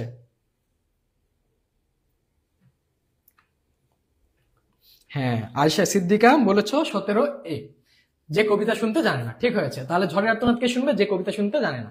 তাহলে এর মাধ্যমে আজকের আমাদের ক্লাস শেষ। আচ্ছা, ওকে, তোমাদের জন্য একটু বলে রাখি, তোমরা যারা চাও প্রত্যেকটা দিন ফ্রিতে রেগুলার এক্সাম দিতে, তোমাদের জন্য কিন্তু অলরেডি আমরা প্রত্যেক দিন আমরা ফ্রি এক্সাম নিচ্ছি। বিশেষ করে আজকেও কিন্তু বাংলা ফ্রি এক্সাম হচ্ছে। আজকে যত সময় 18 বছর বয়স কিংবা ফেব্রুয়ারি 1969 উপরে পরীক্ষা হচ্ছে। এবং তোমরা পরীক্ষা যদি ফ্রিতে দিতে চাও তাহলে যেটা করতে হবে, আমাদের এই ক্লাসের ক্যাপশনে তোমরা দেখবা যে ফ্রিতে পরীক্ষা দেওয়ার জন্য একটা হোয়াটসঅ্যাপ গ্রুপ দেওয়া আছে। সেই হোয়াটসঅ্যাপ গ্রুপে অ্যাড হবা। যদি সেই গ্রুপ ফুল হয়ে যায়, প্রায় ফুল হয়ে আছে, অল্প কয়েকজন শিক্ষার্থী 20-30 জন স্টুডেন্ট ওই গ্রুপে যুক্ত হতে পারবা। তো সেজন্য দ্রুত সময়ের মধ্যে যুক্ত হতে হবে। অ্যান্ড পাশাপাশি হচ্ছে আমাদের পেজে তখন মেসেজ দিতে পারো যে ভাই আমি ফ্রিতে পরীক্ষা দিতে চাই, আমরা তোমাকে আমাদের গ্রুপে অ্যাড করে দিব। সেখান থেকেও কিন্তু তুমি ফ্রিতে প্রত্যেক দিন, তোমার যতদিন বোর্ড এক্সাম চলবে ততদিন আমাদের ফ্রি পরীক্ষা চলবে। একদম বিনামূল্যে পরীক্ষা দিতে পারবা। পরীক্ষার মেরিট পরিশনও কিন্তু আমরা প্রত্যেক দিনই পাবলিশ করে দিই। তো মেরিট পরিশনও দেখে নিতে পারবো। প্রত্যেক দিনে 2000 করে স্টুডেন্ট পরীক্ষা দেয়, মিনিমাম করে এরকম রেঞ্জে স্টুডেন্ট থাকে আমাদের এখানে রেগুলার পরীক্ষা দেওয়ার জন্য। আর পাশাপাশি আমরা গত ক্লাসে গদ্যের ক্লাস নিয়েছিলাম, আজকে হচ্ছে পদ্যের ক্লাস নিয়েছি। আমরা চেষ্টা করেছি একদম শেষ মুহূর্তে তোমাদের একটা ফাইনাল রিভিশন দেওয়ার জন্য। এরপর হচ্ছে তোমাদের আগামীকালকে রাত 9টায় তোমাদের হবে হচ্ছে নাটকের ক্লাস। তারপরের দিন হচ্ছে উপন্যাসের ক্লাস। তো তোমাদের 4 দিনে কিন্তু আমরা বাংলার 4টা ক্লাসের মাধ্যমে তোমার একদম ফার্স্ট পেপারে ফাইনাল প্রিপারেশন আমরা নিয়ে নিচ্ছি। এবং কালকে ক্লাসে কিন্তু একদম ইন ডিটেলস থাকবে। ঠিক টাইম রাত 9টায় তোমরা চলে আসবে ইউনিভার্সের পেজে এবং দেখবে যে ক্লাস শুরু হয়ে গেছে। এবং পাশাপাশি তোমরা যারা চাও ঢাকা বিশ্ববিদ্যালয়তে চান্স পেলে ঢাকা বিশ্ববিদ্যালয়ে একটা আসন নিজে করে নিতে, তোমরা কিন্তু দ্রুত সময়ের মধ্যে প্রি বুকিংটা করবা এবং তোমার ঢাকা বিশ্ববিদ্যালয়ের স্বপ্ন পূরণের জন্য আমাদের ঢাবি স্বপ্ন পূরণ ব্যাচ 4.0 তে তুমি যুক্ত থাকবা। যে 4.0 তে মানে বিগত যে ব্যাচগুলো ছিল আমাদের, সেখান থেকে কিন্তু আমাদের চমৎকার ফলাফল আমরা পেয়েছি, প্রত্যেক বছরই পাই। এবং আমাদের এই ব্যাচে ভর্তি হলে কিন্তু তোমরা আমাদের পক্ষ থেকে আমাদের যে 5টা বই, সি ইউনিটের শিক্ষার্থীরা 5টা বই পাবা, বি ইউনিটের শিক্ষার্থীরা 3টা বই পাবা এবং এ ইউনিটের শিক্ষার্থীরা 4টা বই পাবা। তো তোমরা এই সুযোগ সুবিধাগুলো কিন্তু আমাদের এখান থেকে পাচ্ছ। প্রত্যেকটা ক্লাসের সাথে এক্সাম পাবা। মেরিট লিস্ট গুলো আমরা প্রকাশ করে দিব আমাদের ক্লাসের বাইরে। তোমরা যা মানে সবগুলো ক্লাস ওয়েবসাইটে রেকর্ডেড আকারে থাকবে, ওয়েবসাইটে পরীক্ষা দিবা, কোন পরীক্ষা কত নাম্বার পাচ্ছ সেটাও দেখতে পারবা। এবং প্রত্যেক দিনের পর আমরা প্রত্যেকদিন আদায় করে দিব।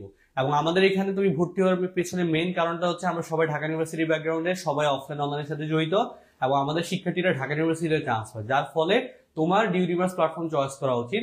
আমাদের অফলাইন ব্রাঞ্চ আছে, অনলাইন ব্রাঞ্চ আছে, যার ফলে তোমার প্রতারিত হওয়ার মতো সম্ভাবনা নাই।